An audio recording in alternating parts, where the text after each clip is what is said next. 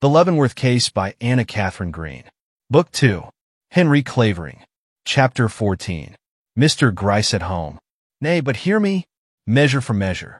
That the guilty person for whom Eleanor Leavenworth stood ready to sacrifice herself was one for whom she had formerly cherished affection, I could no longer doubt. Love, or the strong sense of duty growing out of love, being alone sufficient to account for such determined action. Obnoxious as it was to all my prejudices, one name alone, that of the commonplace secretary, with his sudden heats and changeful manners, his odd ways and studied self-possession, would recur to my mind whenever I asked myself who this person could be. Not that, without the light which had been thrown upon the affair by Eleanor's strange behavior, I should have selected this man as one in any way open to suspicion. The peculiarity of his manner at the inquest not being marked enough to counteract the improbability of one in his relations to the deceased finding sufficient motive for a crime so manifestly without favorable results to himself. But if love had entered as a factor into the affair, what might not be expected? James Harwell, simple amanuensis to a retired tea merchant, was one man. James Harwell, swayed by passion for a woman beautiful as Eleanor Leavenworth, was another, and in placing him upon the list of those parties open to suspicion, I felt I was only doing what was warranted by a proper consideration of probabilities. But between casual suspicion and actual proof, what a gulf! To believe James Harwell capable of guilt, and to find evidence enough to accuse him of it, were two very different things. I felt myself instinctively shrink from the task, before I had fully made up my mind to attempt it. Some relenting thought of his unhappy position, if innocent, forcing itself upon me, and making my very distrust of him seem personally ungenerous, if not absolutely unjust. If I had liked the man better, I should not have been so ready to look upon him with doubt. But Eleanor must be saved at all hazards. Once delivered up to the blight of suspicion, who could tell what the result might be? The arrest of her person, perhaps. A thing which, once accomplished, would cast a shadow over her young life that it would take more than time to dispel. The accusation of an impecunious secretary would be less horrible than this. I determined to make an early call upon Mr. Gryce. Meanwhile, the contrasted pictures of Eleanor standing with her hand upon the breast of the dead, her face upraised and mirroring a glory I could not recall without emotion, and Mary, fleeing a short half-hour later indignantly from her presence, haunted me and kept me awake long after midnight. It was like a double vision of light and darkness that, while contrasting, neither assimilated nor harmonized. I could not flee from it.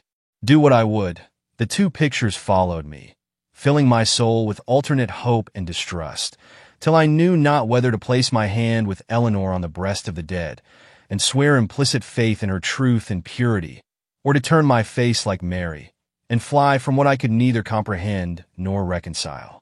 Expectant of difficulty, I started next morning upon my search for Mr. Gryce, with strong determination not to allow myself to become flurried by disappointment nor discouraged by premature failure. My business was to save Eleanor Leavenworth, and to do that, it was necessary for me to preserve not only my equanimity, but my self-possession. The worst fear I anticipated was that matters would reach a crisis before I could acquire the right, or obtain the opportunity, to interfere. However, the fact of Mr. Leavenworth's funeral being announced for that day gave me some comfort in that direction, my knowledge of Mr. Gryce being sufficient, as I thought, to warrant me in believing he would wait till after that ceremony before proceeding to extreme measures. I do not know that I had any very definite ideas of what a detective's home should be. But when I stood before the neat three-story brick house to which I had been directed, I could not but acknowledge there was something in the aspect of its half-open shutters, over closely drawn curtains of spotless purity, highly suggestive of the character of its inmate. A pale-looking youth, with vivid locks of red hair, hanging straight down over either ear, answered my rather nervous ring. To my inquiry as to whether Mr. Gryce was in, he gave a kind of snort which might have meant no, but which I took to mean yes. "My name is Raymond, and I wish to see him." He gave me one glance that took in every detail of my person and apparel, and pointed to a door at the head of the stairs. Not waiting for further directions, I hastened up, knocked at the door he had designated, and went in. The broad back of Mr. Gryce, stooping above a desk that might have come over in the Mayflower, confronted me. "Well," he exclaimed, "this is an honor." And rising, he opened with a squeak and shut with a bang the door of an enormous stove that occupied the center of the room. "Rather chilly day, eh?" "Yes," I returned, eyeing him closely to see if he was in a communicative mood. "But I have had but little time to consider the state of the weather. My anxiety in regard to this murder." "To be sure," he interrupted, fixing his eyes upon the poker, though not with any hostile intention. "I am sure. A puzzling piece of business enough. But perhaps it is an open book to you. I see you have something to communicate." "I have, though I doubt if it is of the nature you expect. Mr. Gryce, since I saw you last, my convictions upon a certain point have been strengthened into an absolute belief. The object of your suspicions is an innocent woman. If I had expected him to betray any surprise at this, I was destined to be disappointed." "That is a very pleasing belief," he observed. "I honor you for entertaining it, Mr. Raymond." I suppressed a movement of anger. "So thoroughly is it mine," I went on, in the determination to arouse him in some way, "that I have come here today to ask you in the name of justice and common humanity to suspend action in that direction till we can convince ourselves there is no truer scent to go upon." But there was no more show of curiosity than before. "Indeed," he cried, "that is a singular request to come from a man like you." I was not to be discomposed. "Mr. Gryce," I went on, "a woman's name, once tarnished, remains so forever.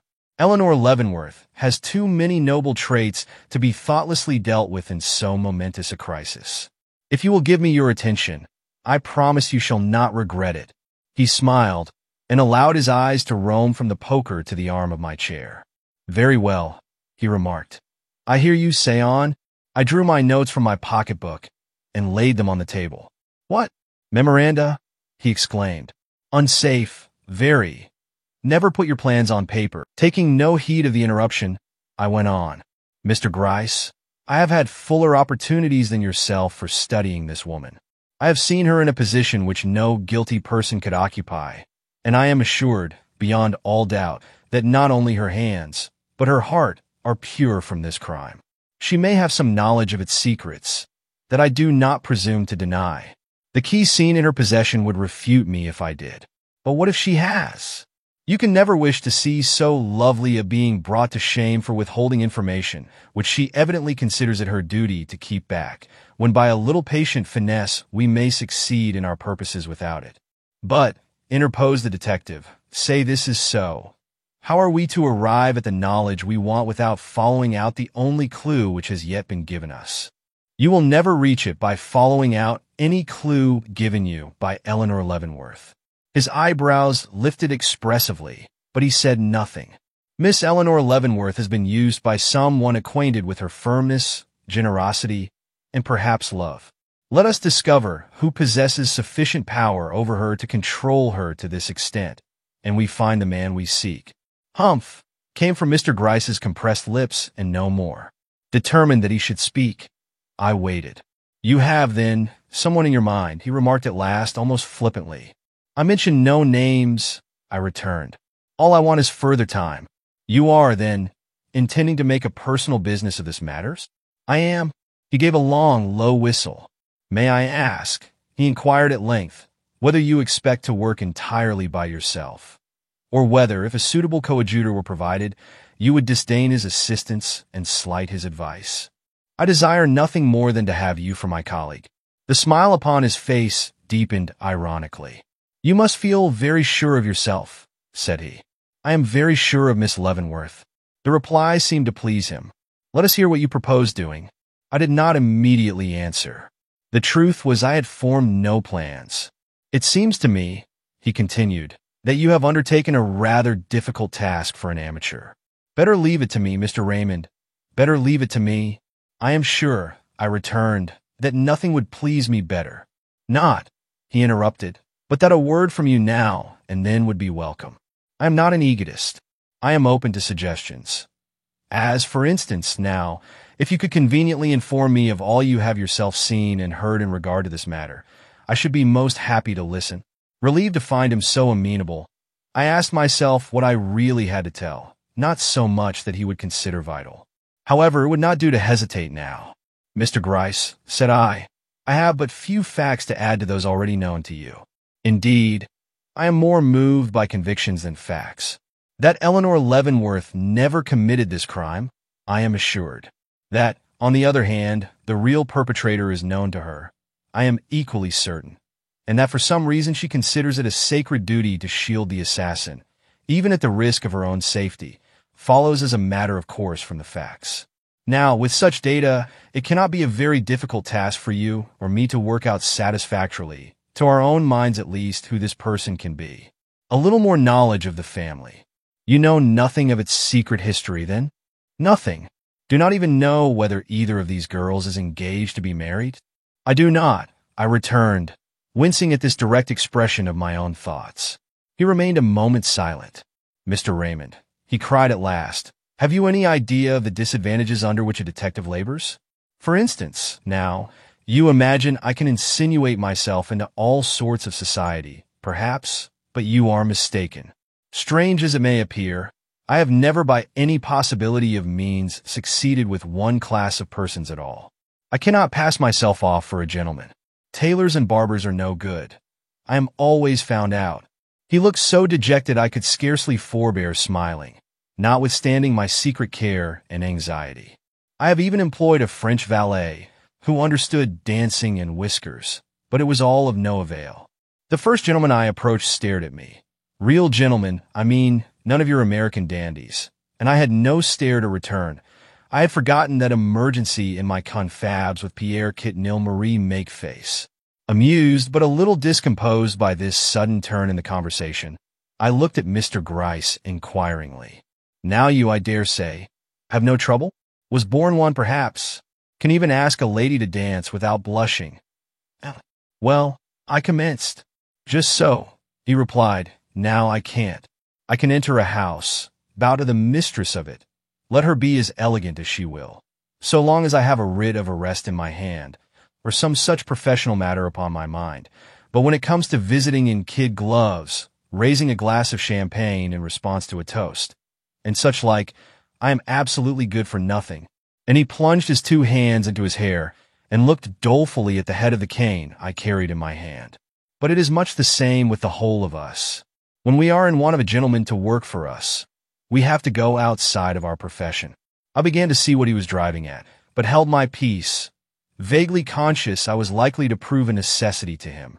After all, "Mr. Raymond," he now said almost abruptly, "do you know a gentleman by the name of Clavering residing at present at the Hoffman House?" "Not that I am aware of. He is very polished in his manners. Would you mind making his acquaintance?" I followed Mr. Gryce's example and stared at the chimney-piece.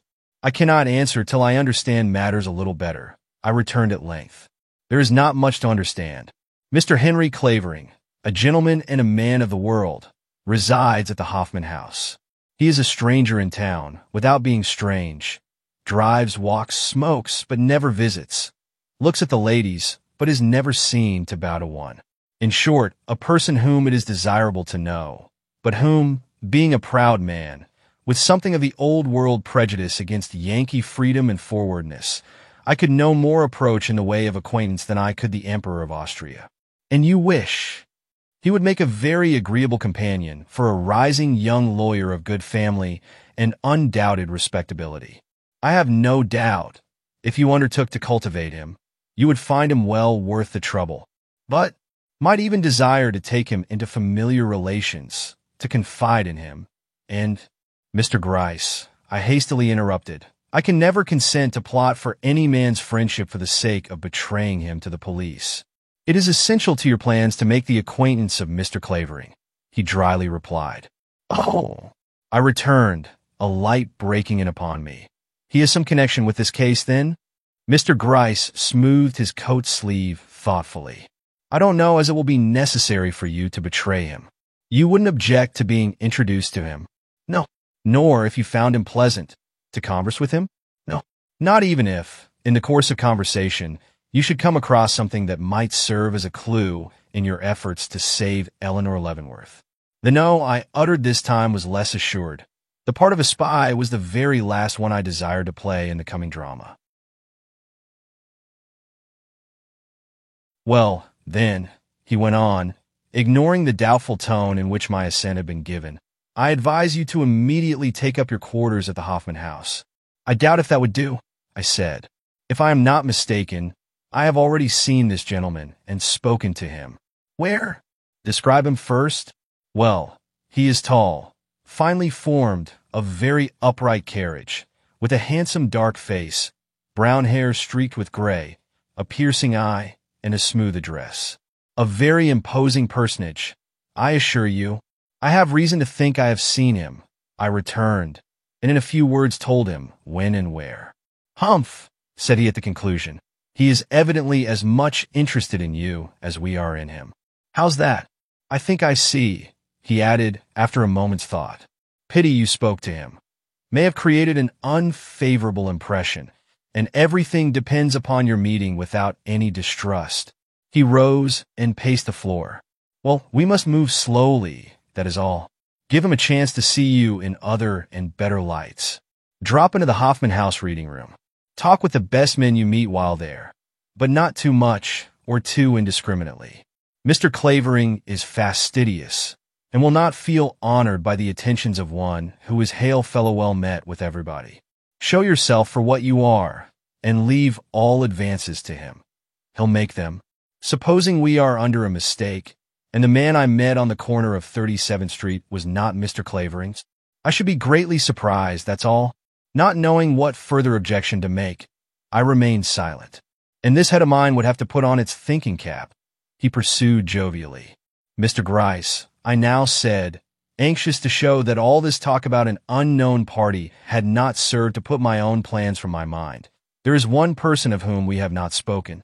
No, he exclaimed softly, wheeling around until his broad back confronted me. And who may that be? Why, who but Mr. I could get no further. What right had I to mention any man's name in this connection, without possessing sufficient evidence against him to make such mention justifiable? I beg your pardon, said I, but I think I will hold to my first impulse and speak no names. Harwell, he ejaculated easily. The quick blush rising to my face gave an involuntary assent. I see no reason why we shouldn't speak of him, he went on. That is, if there is anything to be gained by it. His testimony at the inquest was honest, you think? It has not been disproved. He is a peculiar man, and so am I. I felt myself slightly nonplussed, and, conscious of appearing at a disadvantage, lifted my hat from the table and prepared to take my leave, but, suddenly thinking of Hannah, turned and asked if there was any news of her. He seemed to debate with himself, hesitating so long that I began to doubt if this man intended to confide in me. After all, when suddenly he brought his two hands down before him and exclaimed vehemently, "The evil one himself is in this business. If the earth had opened and swallowed up this girl, she couldn't have more effectually disappeared." I experienced a sinking of the heart. Eleanor had said, "Hannah can do nothing for me." Could it be that the girl was indeed gone, and forever? I have innumerable agents at work, to say nothing of the general public, and yet not so much as a whisper has come to me in regard to her whereabouts or situation. I am only afraid we shall find her floating in the river some fine morning, without a confession in her pocket. Everything hangs upon that girl's testimony, I remarked. He gave a short grunt. What does Miss Leavenworth say about it? That the girl cannot help her. I thought he looked a trifle surprised at this, but he covered it with a nod and an exclamation. She must be found for all that, said he, and shall, if I have to send out Q, an agent of mine who is a living interrogation point. So we call him Q, which is short for query. Then, as I turned again to go, when the contents of the will are made known, come to me. The will! I had forgotten the will. Chapter 15. Ways opening. It is not, and it cannot come to good. Hamlet. I attended the funeral of Mr. Leavenworth, but did not see the ladies before or after the ceremony. I, however, had a few moments' conversation with Mr. Harwell, which, without eliciting anything new, provided me with food for abundant conjecture. For he had asked, almost at first greeting, if I had seen the telegram of the night before, and when I responded in the affirmative, turned such a look of mingled distress and appeal upon me, I was tempted to ask how such a frightful insinuation against a young lady of reputation and breeding could ever have got into the papers. It was his reply that struck me, that the guilty party might be driven by remorse to own himself the true culprit. A curious remark to come from a person who had no knowledge or suspicion of the criminal in his character. And I would have pushed the conversation further, but the secretary, who was a man of few words, drew off at this, and could be induced to say no more. Evidently, it was my business to cultivate Mr. Clavering, or anyone else who could throw any light upon the secret history of these girls. That evening I received notice that Mr. Veely had arrived home, but was in no condition to consult with me upon so painful a subject as the murder of Mr. Leavenworth. Also a line from Eleanor, giving me her address, but requesting me at the same time not to call unless I had something of importance to communicate, as she was too ill to receive visitors. The little note affected me. Ill, alone, and in a strange home.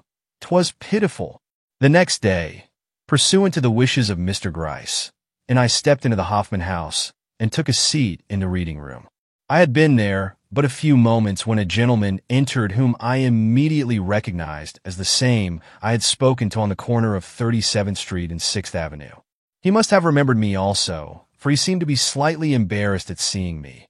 But, recovering himself, took up a paper and soon became to all appearance lost in its contents, though I could feel his handsome black eye upon me, studying my features, figure, apparel, and movements with a degree of interest which equally astonished and disconcerted me. I felt that it would be injudicious on my part to return his scrutiny, anxious as I was to meet his eye and learn what emotion had so fired his curiosity in regard to a perfect stranger. So I rose, and, crossing to an old friend of mine who sat at a table opposite, commenced a desultory conversation, in the course of which I took occasion to ask if he knew who the handsome stranger was. Dick Furbish was a society man, and knew everybody. His name is Clavering, and he comes from London. I don't know anything more about him, though he is to be seen everywhere except in private houses. He has not been received into society yet. Waiting for letters of introduction, perhaps? A gentleman? Undoubtedly. One you speak to? Oh, yes. I talk to him, but the conversation is very one-sided. I could not help smiling at the grimace with which Dick accompanied this remark. Which same goes to prove, he went on, that he is the real thing. Laughing outright this time, I left him. As I mingled again with the crowd on Broadway, I found myself wondering immensely over this slight experience. That this unknown gentleman from London, who went everywhere except into private houses, could be in any way connected with the affair I had so at heart, seemed not only improbable but absurd. And for the first time, I felt tempted to doubt the sagacity of Mr. Gryce in recommending him to my attention. The next day, I repeated the experiment, but with no greater success than before. Mr. Clavering came into the room, but, seeing me, did not remain. I began to realize it was no easy matter to make his acquaintance. To atone for my disappointment, I called on Mary Leavenworth in the evening. She received me with almost a sister-like familiarity. "Ah," she cried after introducing me to an elderly lady at her side, some connection of the family, I believe, who had come to remain with her for a while. "You are here to tell me Hannah is found. Is it not so?" I shook my head, sorry to disappoint her. "No," said I, "not yet. But Mr. Gryce was here today, and he told me he hoped she would be heard from within 24 hours. Mr. Gryce here?" "Yes." "Came to report how matters were progressing. Not that they seem to have advanced very far." "You could hardly have expected that yet. You must not be so easily discouraged. But I cannot help it. Every day, every hour that passes in this uncertainty is like a mountain weight here," and she laid one trembling hand upon her bosom. "I would have the whole world at work. I would leave no stone unturned." "Aye. What would you do?" "Oh, I don't know," she cried, her whole manner suddenly changing. "Nothing, perhaps." Then, before I could reply to this, "Have you seen Eleanor today?" I answered in the negative. She did not seem satisfied, but waited till her friend left the room before saying more. Then, with an earnest look, inquired if I knew whether Eleanor was well. "I fear she is not," I returned. "It is a great trial to me, Eleanor being away." "Not," she resumed, noting perhaps my incredulous look, that I would have you think I wish to disclaim my share in bringing about the present unhappy state of things. I am willing to acknowledge I was the first to propose a separation, but it is none the easier to bear on that account. It is not as hard for you as for her, said I. Not as hard? Why? Because she is left comparatively poor, while I am rich. Is that what you would say? Ah, she went on, without waiting for my answer. Would I could persuade Eleanor to share my riches with me. Willingly would I bestow upon her the half I have received, but I fear she could never be induced to accept so much as $1 from me. Under the circumstances, it would be better for her not to. Just what I thought. Yet it would ease me of a great weight if she would. This fortune, suddenly thrown into my lap, sits like an incubus upon me, Mr. Raymond. When the will was read today, which makes me possessor of so much wealth, I could not but feel that a heavy, blinding pall had settled upon me, spotted with blood and woven of horrors. Ah, how different from the feelings with which I have been accustomed to anticipate this day. For, Mr. Raymond, she went on with a hurried gasp, dreadful as it seems now, I have been reared to look forward to this hour with pride, if not with actual longing. Money has been made so much of in my small world. Not that I wish in this evil time of retribution to lay blame upon anyone, least of all upon my uncle, but from the day, 12 years ago, when for the first time he took us in his arms, and looking down upon our childish faces, exclaimed, "The light-haired one pleases me best. She shall be my heiress. I have been petted, cajoled, and spoiled, called little princess and uncle's darling, till it is only strange I retain in this prejudiced breast any of the impulses of generous womanhood. Yes, though I was aware from the first that whim alone had raised this distinction between myself and cousin, a distinction which superior beauty, worth, or accomplishments could never have drawn, Eleanor being more than my equal in all these things." Pausing, she choked back the sudden sob that rose in her throat, with an effort at self-control which was at once touching and admirable. Then, while my eyes stole to her face, murmured in a low, appealing voice, "If I have faults, you see there is some slight excuse for them, arrogance, vanity, and selfishness being considered in the gay young heiress as no more than so many assertions of a laudable dignity." "Ah, ah," she bitterly exclaimed, "money alone has been the ruin of us all." Then, with a falling of her voice, "And now it has come to me with its heritage of evil, and I would give it all for. But this is weakness. I have no right to afflict you with my griefs. Pray forget all I have said, Mr. Raymond, or regard my complaints as the utterances of an unhappy girl loaded down with sorrows and oppressed by the weight of many perplexities and terrors." "But I do not wish to forget," I replied. "You have spoken some good words, manifested much noble emotion. Your possessions cannot but prove a blessing to you if you enter upon them with such feelings as these." But, with a quick gesture, she ejaculated, "Impossible! They cannot prove a blessing." Then, as if startled at her own words, bit her lip and hastily added, "Very great wealth is never a blessing. And now," said she, with a total change of manner, "I wish to address you on a subject which may strike you as ill-timed, but which, nevertheless, I must mention, if the purpose I have at heart is ever to be accomplished. My uncle, as you know, was engaged at the time of his death in writing a book on Chinese customs and prejudices.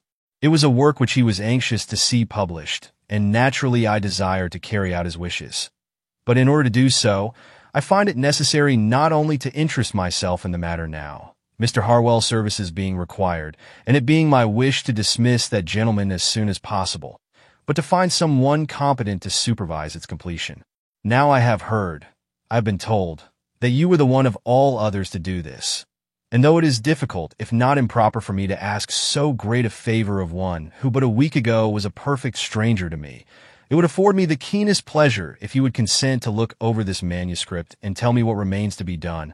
The timidity with which these words were uttered proved her to be in earnest, and I could not but wonder at the strange coincidence of this request with my secret wishes.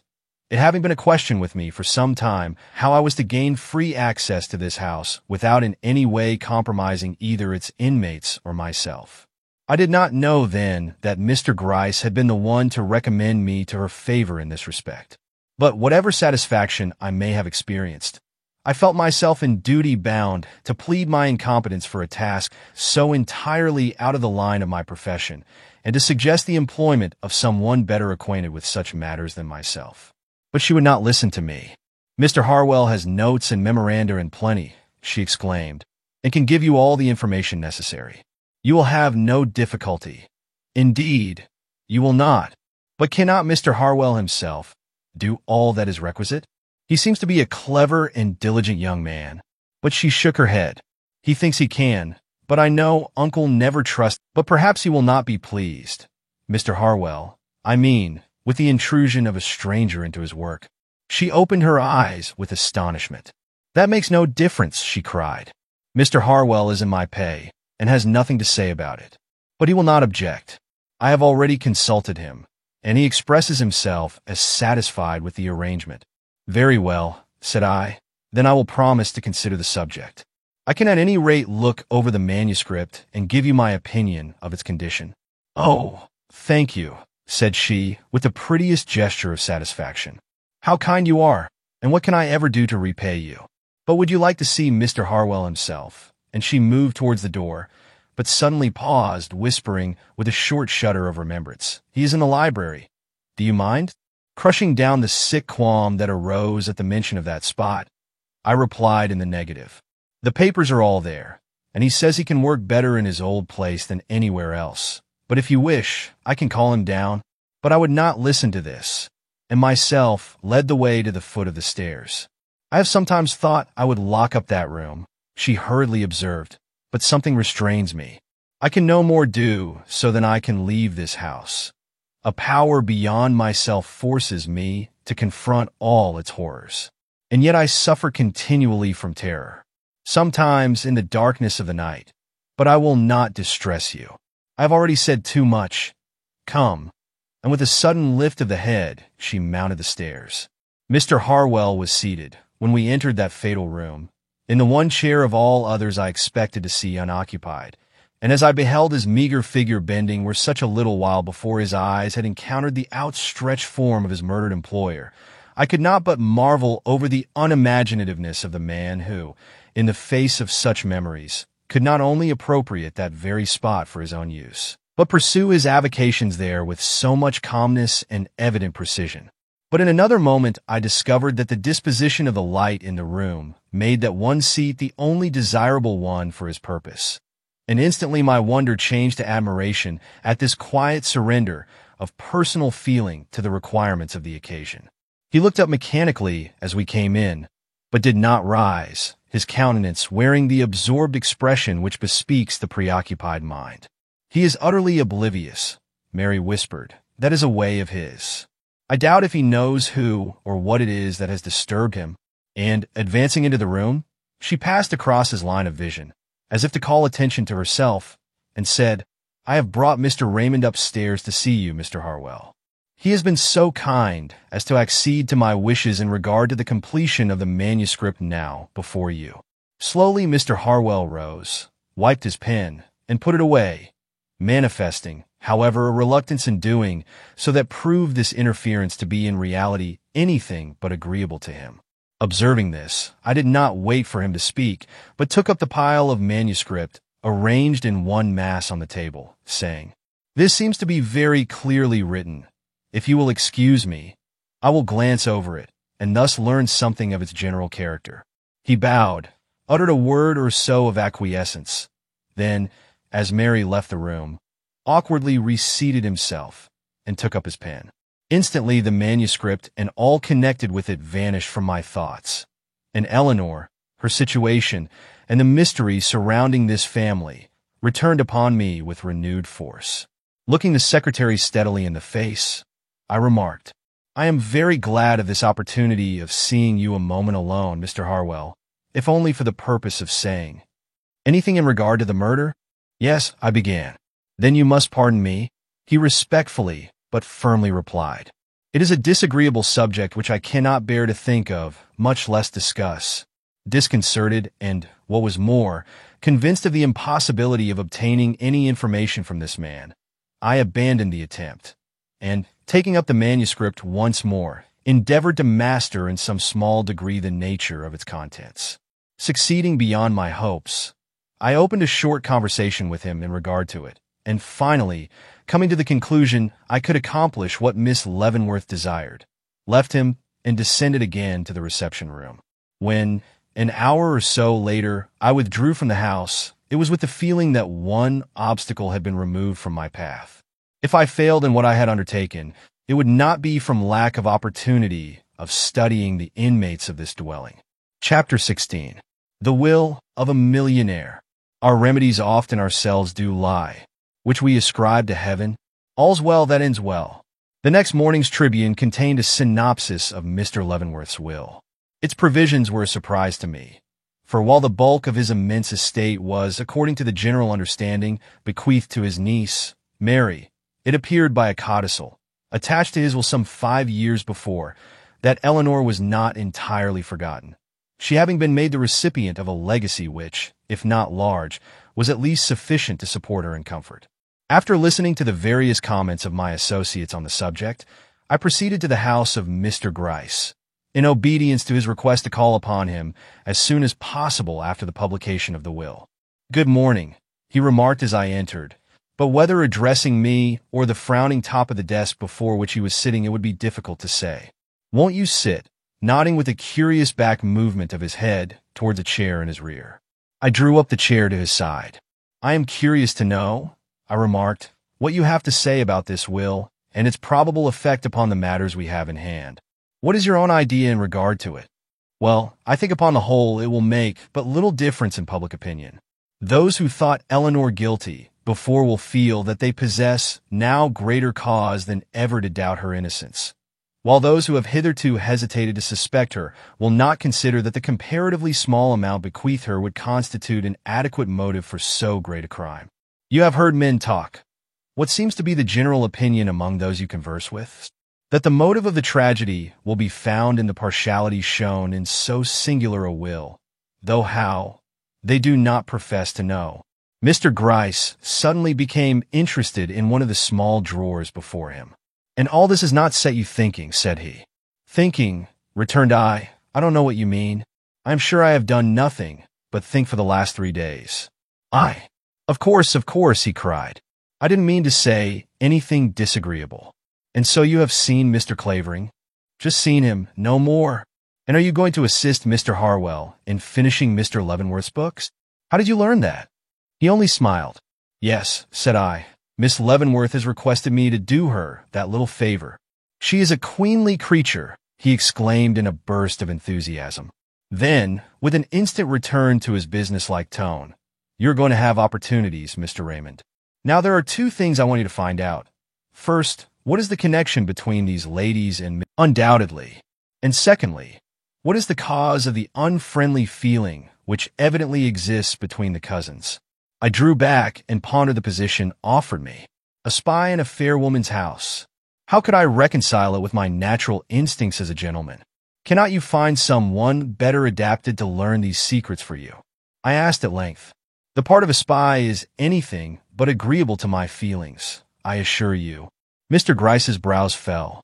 "I will assist Mr. Harwell in his efforts to arrange Mr. Leavenworth's manuscript for the press," I said. "I will give Mr. Clavering an opportunity to form my acquaintance, and I will listen if Miss Leavenworth chooses to make me her confidant in any way. But any hearkening at doors, surprises, unworthy feints, or ungentlemanly subterfuges, I herewith disclaim as outside of my province. My task being to find out what I can in an open way, and yours to search into the nooks and corners of this wretched business. In other words, you are to play the hound and I the mole. Just so I know what belongs to a gentleman. And now," said I, "what news of Hannah?" He shook both hands high in the air. "None. I cannot say. I was greatly surprised that evening when, upon descending from an hour's labor with Mr. Harwell, I encountered Miss Leavenworth standing at the foot of the stairs. There had been something in her bearing the night before which prepared me for another interview this evening, though her manner of commencing it was a surprise. "Mr. Raymond," said she, with an air of marked embarrassment. "I want to ask you a question. I believe you to be a good man, and I know you will answer me conscientiously. As a brother would," she added, lifting her eyes for a moment to my face. "I know it will sound strange, but remember, I have no advisor but you, and I must ask someone. Mr. Raymond, do you think a person could do something that was very wrong, and yet grow to be thoroughly good afterwards?" "Certainly," I replied, "if he were truly sorry for his fault. But say it was more than a fault. Say it was an actual harm. Would not the memory of that one evil hour cast a lasting shadow over one's life?" "That depends upon the nature of the harm and its effect upon others. If one had irreparably injured a fellow being, it would be hard for a person of sensitive nature to live a happy life afterwards, though the fact of not living a happy life ought to be no reason why one should not live a good life. But to live a good life, would it be necessary to reveal the evil you had done? Cannot one go on and do right without confessing to the world a past wrong?" "Yes, unless by its confession he can in some way make reparation." My answer seemed to trouble her. Drawing back, she stood for one moment in a thoughtful attitude before me, her beauty shining with almost a statuesque splendor in the glow of the porcelain-shaded lamp at her side. Nor, though she presently roused herself, leading the way into the drawing-room with a gesture that was allurement itself, did she recur to this topic again, but rather seemed to strive, in the conversation that followed, to make me forget what had already passed between us. That she did not succeed was owing to my intense and unfailing interest in her cousin. As I descended the stoop, I saw Thomas, the butler, leaning over the area gate. Immediately, I was seized with an impulse to interrogate him in regard to a matter which had more or less interested me ever since the inquest. And that was, who was the Mr. Robbins who had called upon Eleanor the night of the murder? But Thomas was decidedly uncommunicative. He remembered such a person called, but could not describe his looks any further than to say that he was not a small man. I did not press the matter. Chapter 17. The beginning of great surprises. Vous regardez un étoile pour deux motifs. Parce qu'elle est lumineuse et parce qu'elle est impenetrable. Vous avez offert de vous un plus du rayonnement et un pas grand mystère, la femme. Les Miserables. And now follow days in which I seem to make little or no progress. Mr. Clavering, disturbed perhaps by my presence, forsook his usual haunts, thus depriving me of all opportunity of making his acquaintance in any natural manner, while the evenings spent at Miss Leavenworth's were productive of little else than constant suspense and uneasiness. The manuscript required less revision than I supposed, but in the course of making such few changes as were necessary, I had ample opportunity of studying the character of Mr. Harwell. I found him to be neither more nor less than an excellent amanuensis. Stiff, unbending, and somber, but true to his duty and reliable in its performance, I learned to respect him, and even to like him. And this, too, though I saw the liking was not reciprocated, whatever the respect may have been. He never spoke of Eleanor Leavenworth or, indeed, mentioned the family or its trouble in any way, till I began to feel that all this reticence had a cause deeper than the nature of the man, and that if he did speak, it would be to some purpose. This suspicion, of course, kept me restlessly eager in his presence. I could not forbear giving him sly glances now and then, to see how he acted when he believed himself unobserved, but he was ever the same, a passive, diligent, unexcitable worker. This continual beating against a stone wall, for thus I regarded it, became at last almost unendurable. Clavering shy, and the secretary unapproachable. How was I to gain anything? The short interviews I had with Mary did not help matters. Haughty, constrained, feverish, pettish, grateful, appealing, everything at once, and never twice the same, I learned to dread, even while I coveted an interview. She appeared to be passing through some crisis which occasioned her the keenest suffering. I have seen her, when she thought herself alone, throw up her hands with the gesture which we use to ward off a coming evil or shut out some hideous vision. I have likewise beheld her standing with her proud head abased, her nervous hands drooping, her whole form sinking and inert, as if the pressure of a weight she could neither upbear nor cast aside had robbed her even of the show of resistance. But this was only once. Ordinarily, she was at least stately in her trouble. Even when the softest appeal came into her eyes, she stood erect and retained her expression of conscious power. Even the night she met me in the hall, with feverish cheeks and lips trembling with eagerness, only to turn and fly again without giving utterance to what she had to say, she comported herself with a fiery dignity that was well nigh imposing. That all this meant something, I was sure, and so I kept my patience alive with the hope that someday she would make a revelation. Those quivering lips would not always remain closed. The secret involving Eleanor's honor and happiness would be divulged by this restless being, if by no one else.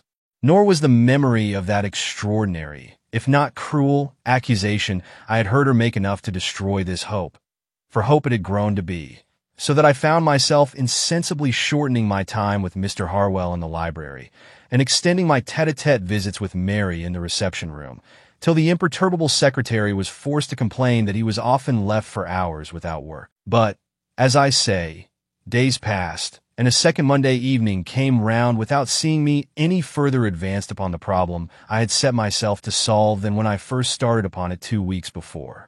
The subject of the murder had not even been broached, nor was Hannah spoken of, though I observed the papers were not allowed to languish an instant upon the stoop, mistress and servants betraying equal interest in their contents. All this was strange to me. It was as if you saw a group of human beings eating, drinking, and sleeping upon the sides of a volcano hot with a late eruption and trembling with the birth of a new one. I longed to break this silence as we shiver glass, by shouting the name of Eleanor through those gilded rooms and satin-draped vestibules. But this Monday evening I was in a calmer mood.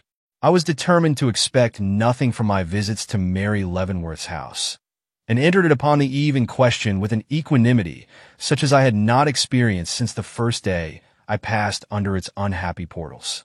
But when, upon nearing the reception room, I saw Mary pacing the floor with the air of one who is restlessly awaiting something or somebody, I took a sudden resolution, and, advancing towards her, said, "Do I see you alone, Miss Leavenworth?" She paused in her hurried action, blushed and bowed, but, contrary to her usual custom, did not bid me enter. "Will it be too great an intrusion on my part if I venture to come in?" I asked. Her glance flashed uneasily to the clock, and she seemed about to excuse herself, but suddenly yielded and, drawing up a chair before the fire, motioned me towards it. Though she endeavored to appear calm, I vaguely felt I had chanced upon her in one of her most agitated moods, and that I had only to broach the subject I had in mind to behold her haughtiness disappear before me like melting snow. I also felt that I had but few moments in which to do it. I accordingly plunged immediately into the subject. "Miss Leavenworth," said I, "in obtruding upon you tonight, I have a purpose other than that of giving myself a pleasure. I have come to make an appeal." Instantly I saw that in some way I had started wrong. "An appeal to make to me?" she asked, breathing coldness from every feature of her face. "Yes," I went on, with passionate recklessness, balked in every other endeavor to learn the truth. "I have come to you, whom I believe to be noble at the core, for that help which seems likely to fail us in every other direction, for the word which, if it does not absolutely save your cousin, will at least put us upon the track of what will." "I do not understand what you mean," she protested, slightly shrinking. "Miss Leavenworth," I pursued, "it is needless for me to tell you in what position your cousin stands. You, who remember both the form and drift of the questions put to her at the inquest, comprehend it all without any explanation from me. But what you may not know is this, that unless she is speedily relieved from the suspicion which, justly or not, has attached itself to her name, the consequences which such suspicion entails must fall upon her. And, good God," she cried, "you do not mean she will be subject to arrest?" Yes, it was a blow. Shame, horror, and anguish were in every line of her white face. "And all because of that key," she murmured. "Key? How did you know anything about a key?" "Why," she cried, flushing painfully, "I cannot say." "Didn't you tell me?" "No," I returned. "The papers, then?" "The papers have never mentioned it." She grew more and more agitated. "I thought everyone knew." "No, I did not, either," she avowed in a sudden burst of shame and penitence. I knew it was a secret, but oh, Mr. Raymond, it was Eleanor herself who told me. Eleanor? Yes, that last evening she was here. We were together in the drawing room. What did she tell? That the key to the library had been seen in her possession. I could scarcely conceal my incredulity. Eleanor, conscious of the suspicion with which her cousin regarded her, informed that cousin of a fact calculated to add weight to that suspicion. I could not believe this. But you knew it? Mary went on. I have revealed nothing I ought to have kept secret? No, said I. And, Miss Leavenworth, it is this thing which makes your cousin's position absolutely dangerous. It is a fact that, left unexplained, must ever link her name with infamy, a bit of circumstantial evidence no sophistry can smother, and no denial obliterate. Only her hitherto spotless reputation, and the efforts of one who, notwithstanding appearances, believes in her innocence, keeps her so long from the clutch of the officers of justice. That key, and the silence preserved by her in regard to it, is sinking her slowly into a pit from which the utmost endeavors of her best friends will soon be inadequate to extricate her. And you tell me this, that you may have pity on the poor girl, who will not have pity on herself, and by the explanation of a few circumstances, which cannot be mysteries to you, assist in bringing her from under the dreadful shadow that threatens to overwhelm her. And would you insinuate, sir, she cried, turning upon me with a look of great anger, that I know any more than you do of this matter? That I possess any knowledge which I have not already made public concerning the dreadful tragedy which has transformed our home into a desert, our existence into a lasting horror? Has the blight of suspicion fallen upon me, too? And have you come to accuse me in my own house? Miss Leavenworth, I entreated, calm yourself. I accuse you of nothing. I only desire you to enlighten me as to your cousin's probable motive for this criminating silence. You cannot be ignorant of it. You are her cousin, almost her sister, have been at all events her daily companion for years, and must know for whom or for what she seals her lips and conceals facts which, if known, would direct suspicion to the real criminal. That is, if you really believe what you have hitherto stated, that your cousin is an innocent woman. She not making any answer to this, I rose and confronted her. Miss Leavenworth, do you believe your cousin guiltless of this crime, or not? Guiltless? Eleanor? Oh, my God! If all the world were only as innocent as she, then, said I, you must likewise believe that if she refrains from speaking in regard to matters which to ordinary observers ought to be explained, she does it only from motives of kindness towards one less guiltless than herself. What? No, I do not say that. What made you think of any such explanation? The action itself. With one of Eleanor's character, such conduct as hers admits of no other construction. Either she is mad, or she is shielding another at the expense of herself. Mary's lip, which had trembled, slowly steadied itself. And whom have you settled upon, as the person for whom Eleanor thus sacrifices herself? Ah, said I, there is where I seek assistance from you. With your knowledge of her history. But Mary Leavenworth, sinking haughtily back into her chair, stopped me with a quiet gesture. I beg your pardon, said she, but you make a mistake. I know little or nothing of Eleanor's personal feelings. The mystery must be solved by someone besides me. I changed my tactics. When Eleanor confessed to you that the missing key had been seen in her possession, did she likewise inform you where she obtained it, and for what reason she was hiding it? No, merely told you the fact, without any explanation? Yes. Was not that a strange piece of gratuitous information for her, to give one who, but a few hours before, had accused her to the face of committing a deadly crime? What do you mean? She asked, her voice suddenly sinking.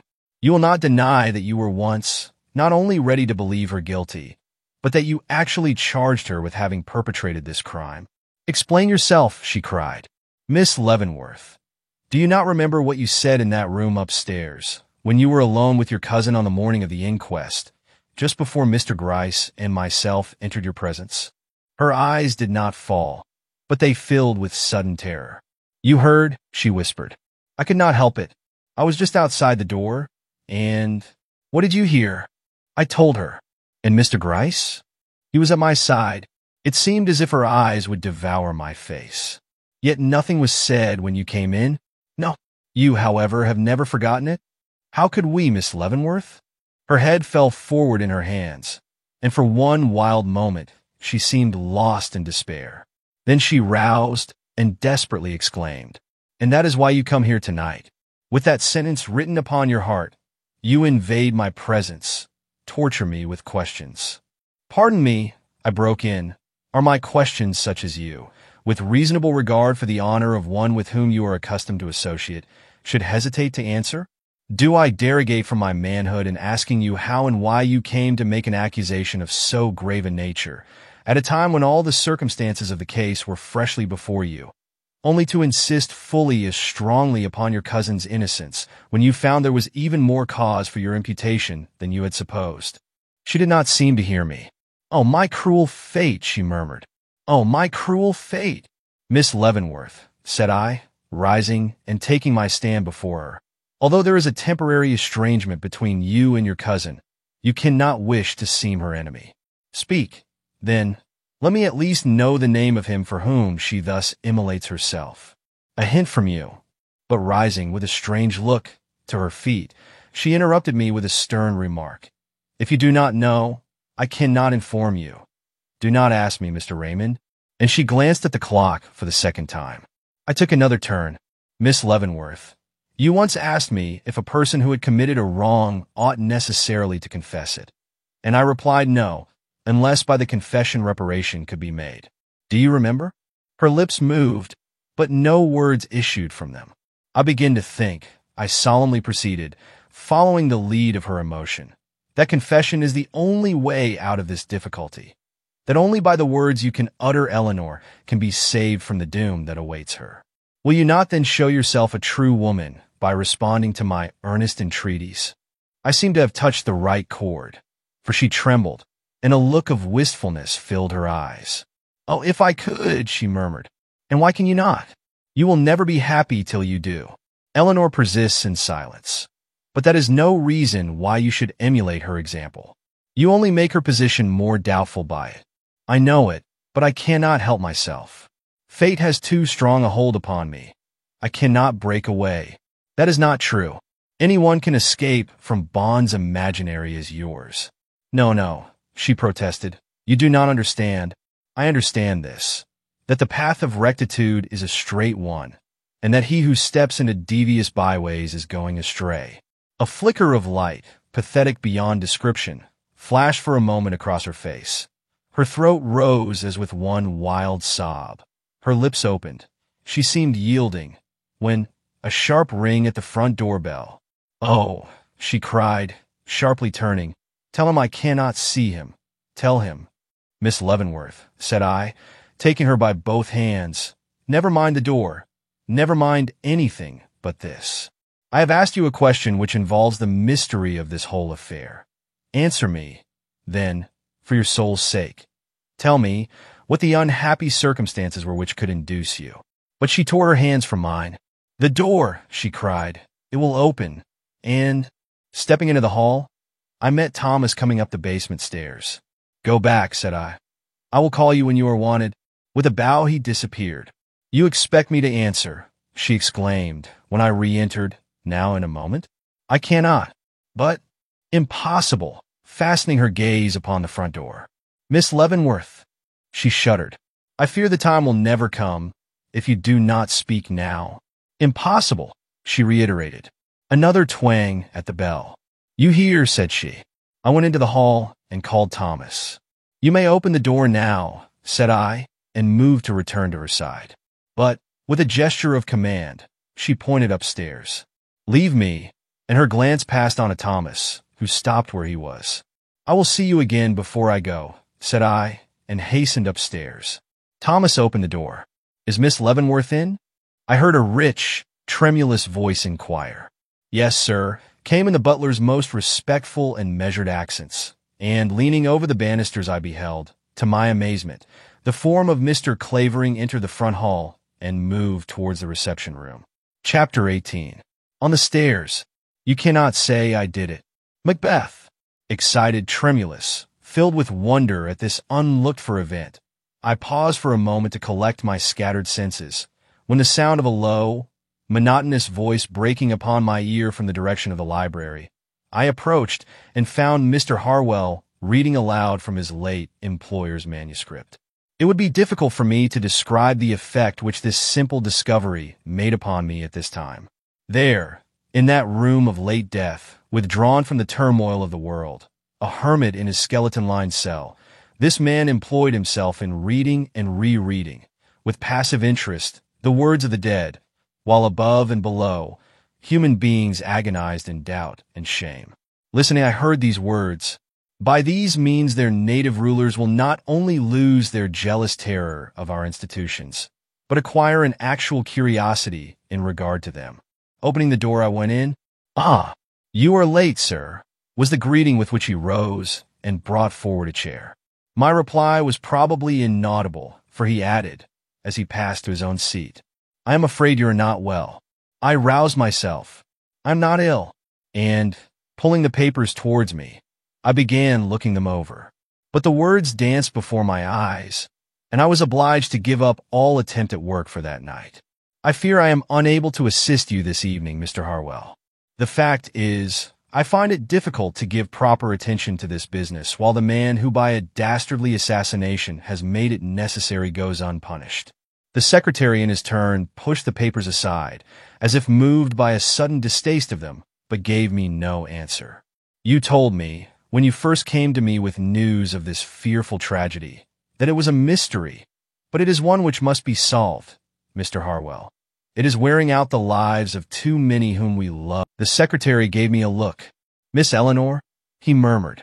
"And Miss Mary," I went on, "myself, you, and many others. You have manifested much interest in the matter from the beginning," he said, methodically dipping his pen into the ink. I stared at him in amazement. "And you," said I, "do you take no interest in that which involves not only the safety, but the happiness and honor of the family in which you have dwelt so long?" He looked at me with increased coldness. "I have no wish to discuss this subject. I believe I have before prayed you to spare me its introduction." And he arose. "But I cannot consider your wishes in this regard," I persisted. "If you know any facts connected with this affair which have not yet been made public, it is manifestly your duty to state them. The position which Miss Eleanor occupies at this time is one which should arouse the sense of justice in every true breast.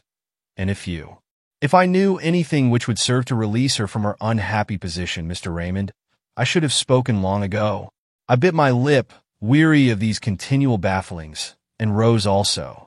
"If you have nothing more to say," he went on, "and feel utterly disinclined to work, why, I should be glad to excuse myself, as I have an engagement out." "Do not let me keep you," I said bitterly. "I can take care of myself." He turned upon me with a short stare, as if this display of feeling was well nigh incomprehensible to him, and then, with a quiet, almost compassionate bow, left the room. I heard him go upstairs, felt the jar when his room door closed, and sat down to enjoy my solitude. But solitude in that room was unbearable. By the time Mr. Harwell again descended, I felt I could remain no longer, and, stepping into the hall, told him that if he had no objection, I would accompany him for a short stroll. He bowed a stiff assent, and hastened before me down the stairs. By the time I had closed the library door, he was halfway to the foot, and I was just remarking to myself upon the unpliability of his figure and the awkwardness of his carriage, as seen from my present standpoint, when suddenly I saw him stop, clutch the banister at his side, and hang there with a startled, deathly expression upon his half-turned countenance, which fixed me for an instant where I was in breathless astonishment, and then caused me to rush down to his side, catch him by the arm, and cry, "What is it? What is the matter?" But, thrusting out his hand, he pushed me upwards. "Go back," he whispered in a voice shaking with intensest emotion. "Go back." And, catching me by the arm, he literally pulled me up the stairs. Arrived at the top, he loosened his grasp, and leaning, quivering from head to foot, over the banisters, glared below. "Who is that?" he cried. "Who is that man? What is his name?" Startled in my turn, I bent beside him, and saw Henry Clavering come out of the reception room and cross the hall. "That is Mr. Clavering," I whispered with all the self-possession I could muster. "Do you know him?" Mr. Harwell fell back against the opposite wall. "Clavering, Clavering," he murmured with quaking lips. Then, suddenly bounding forward, clutched the railing before him, and fixing me with his eyes, from which all the stoic calmness had gone down forever in flame and frenzy, gurgled into my ear. "You want to know who the assassin of Mr. Leavenworth is, do you? Look there, then. That is the man Clavering." And with a leap, he bounded from my side, and, swaying like a drunken man, disappeared from my gaze in the hall above. My first impulse was to follow him. Rushing upstairs, I knocked at the door of his room, but no response came to my summons. I then called his name in the hall, but without avail. He was determined not to show himself. Resolved that he should not thus escape me, I returned to the library and wrote him a short note, in which I asked for an explanation of his tremendous accusation, saying I would be in my rooms the next evening at 6, when I should expect to see him. This done, I descended to rejoin Mary. But the evening was destined to be full of disappointments. She had retired to her room while I was in the library, and I lost the interview from which I expected so much. "The woman is slippery as an eel," I inwardly commented, pacing the hall in my chagrin. Wrapped in mystery, she expects me to feel for her the respect due to one of frank and open nature. I was about to leave the house when I saw Thomas descending the stairs with a letter in his hand. "Miss Leavenworth's compliments, sir, and she is too fatigued to remain below this evening." I moved aside to read the note he handed me, feeling a little conscience-stricken as I traced the hurried, trembling handwriting through the following words. "You ask more than I can give. Matters must be received as they are without explanation from me. It is the grief of my life to deny you, but I have no choice. God forgive us all and keep us from despair. M." And below, "As we cannot meet now without embarrassment, it is better we should bear our burdens in silence and apart. Mr. Harwell will visit you. Farewell." As I was crossing 32nd Street, I heard a quick footstep behind me, and turning, saw Thomas at my side. "Excuse me, sir," said he, "but I have something a little particular to say to you. When you asked me the other night what sort of a person the gentleman was who called on Miss Eleanor the evening of the murder, I didn't answer you as I should. The fact is, the detectives have been talking to me about that very thing, and I felt shy. But, sir, I know you are a friend of the family, and I want to tell you now that that same gentleman, whoever he was, Mr. Robbins, he called himself then, was at the house again tonight, sir, and the name he gave me this time to carry to Miss Leavenworth was Clavering. Yes, sir," he went on, seeing me start, "and, as I told Molly, he acts queer for a stranger. When he came the other night, he hesitated a long time before asking for Miss Eleanor, and when I wanted his name, took out a card and wrote on it the one I told you of, sir, with a look on his face a little peculiar for a caller. Besides—" "Well, Mr. Raymond," the butler went on in a low, excited voice, edging up very closely to me in the darkness, "there is something I have never told any living being but Molly, sir, which may be of use to those as wishes to find out who committed this murder." "A fact or a suspicion?" I inquired. "A fact, sir, which I beg your pardon for troubling you with at this time. But Molly will give me no rest unless I speak of it to you or Mr. Gryce. Her feelings being so worked up on Hannah's account, whom we all know is innocent, though folks do dare to say as how she must be guilty just because she is not to be found the minute they want her." "But this fact?" I urged. "Well, the fact is this. You see, I would tell Mr. Gryce," he resumed, unconscious of my anxiety, "but I have my fears of detectives, sir. They catch you up so quick at times and seem to think you know so much more than you really do. But this fact," I again broke in. "Oh, yes, sir. The fact is that that night, the one of the murder, you know, I saw Mr. Clavering, Robbins, or whatever his name is, enter the house, but neither I nor anyone else saw him go out of it. Nor do I know that he did." "What do you mean?" "Well, sir, what I mean is this.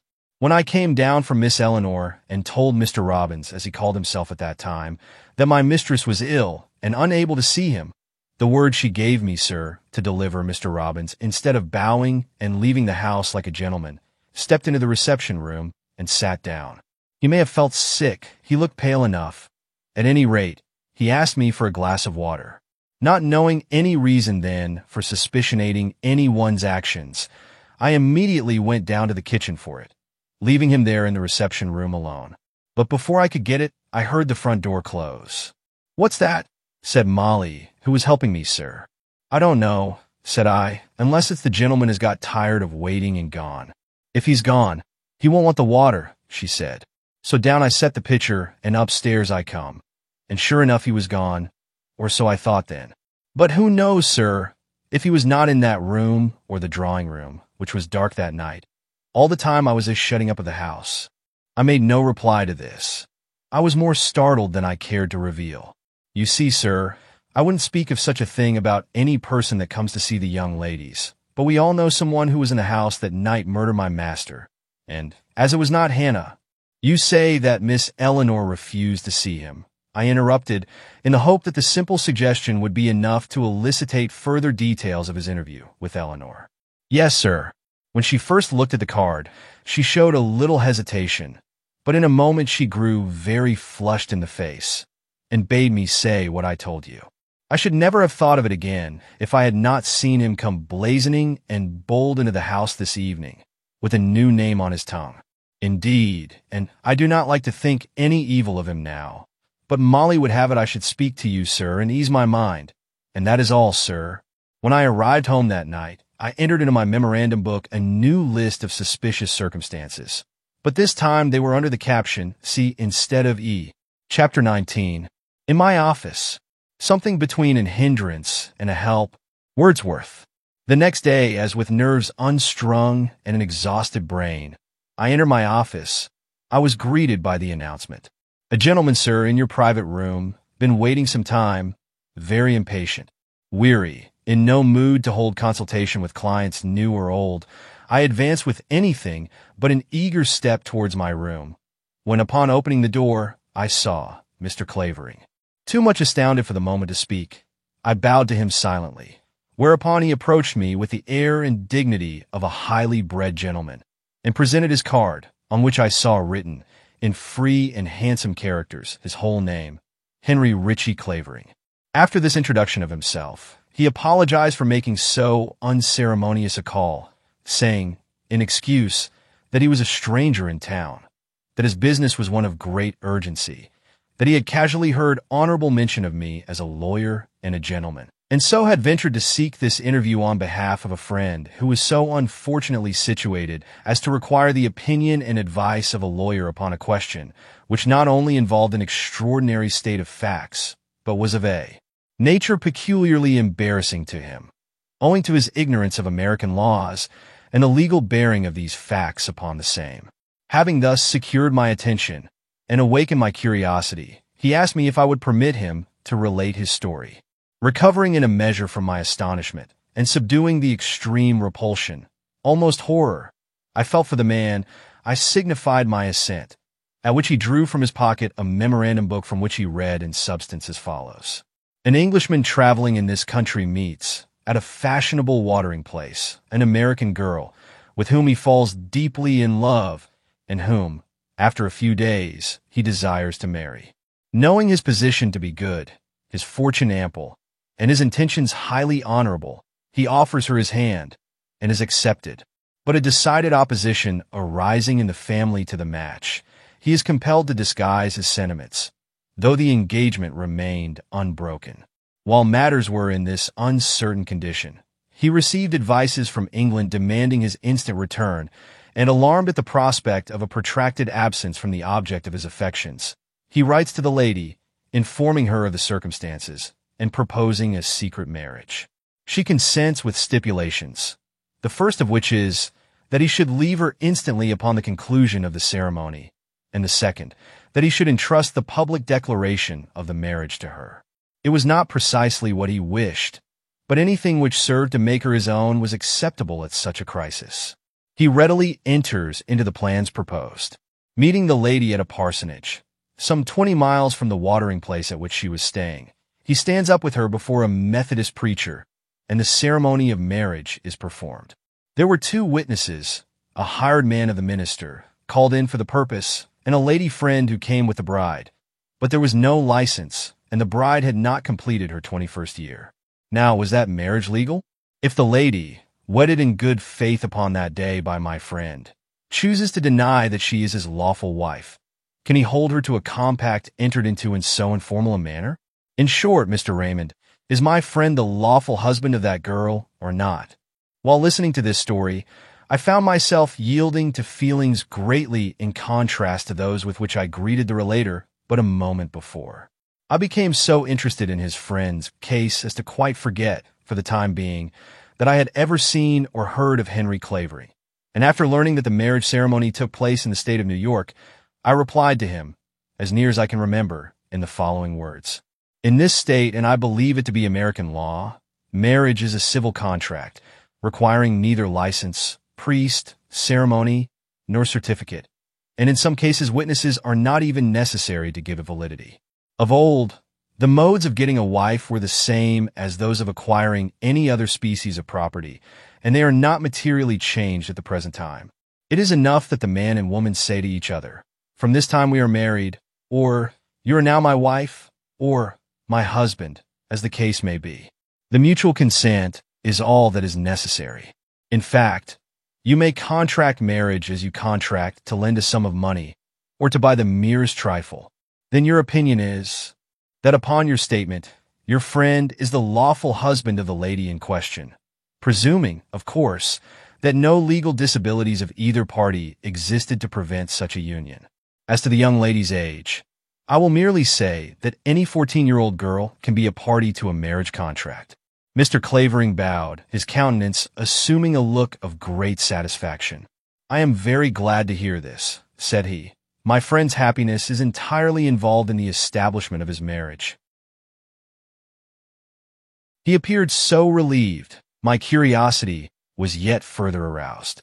I therefore said, "I have given you my opinion as to the legality of this marriage, but it may be quite another thing to prove it should the same be contested." He started, cast me an inquiring look, and murmured, "True. Allow me to ask you a few questions. Was the lady married under her own name?" "She was." "The gentleman?" "Yes, sir." "Did the lady receive a certificate?" "She did."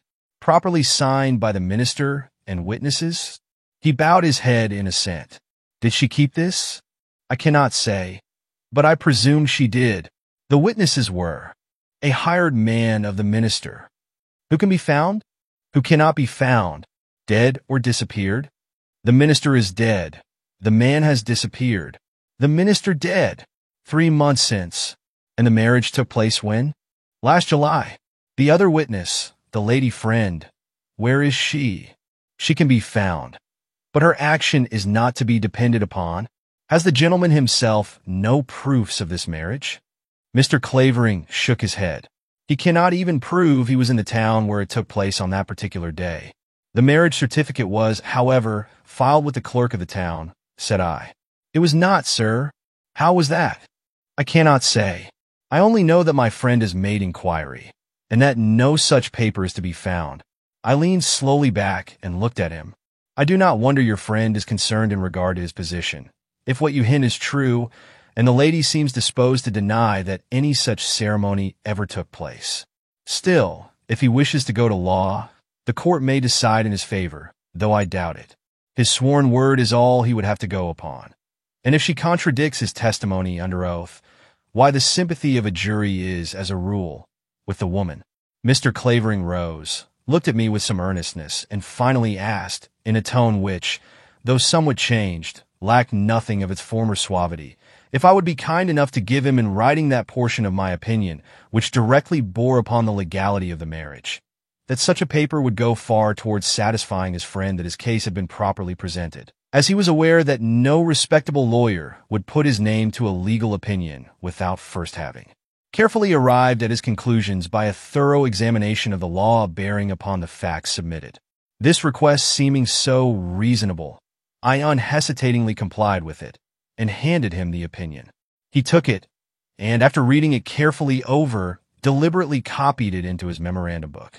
This done, he turned towards me, a strong, though hitherto subdued, emotion showing itself in his countenance.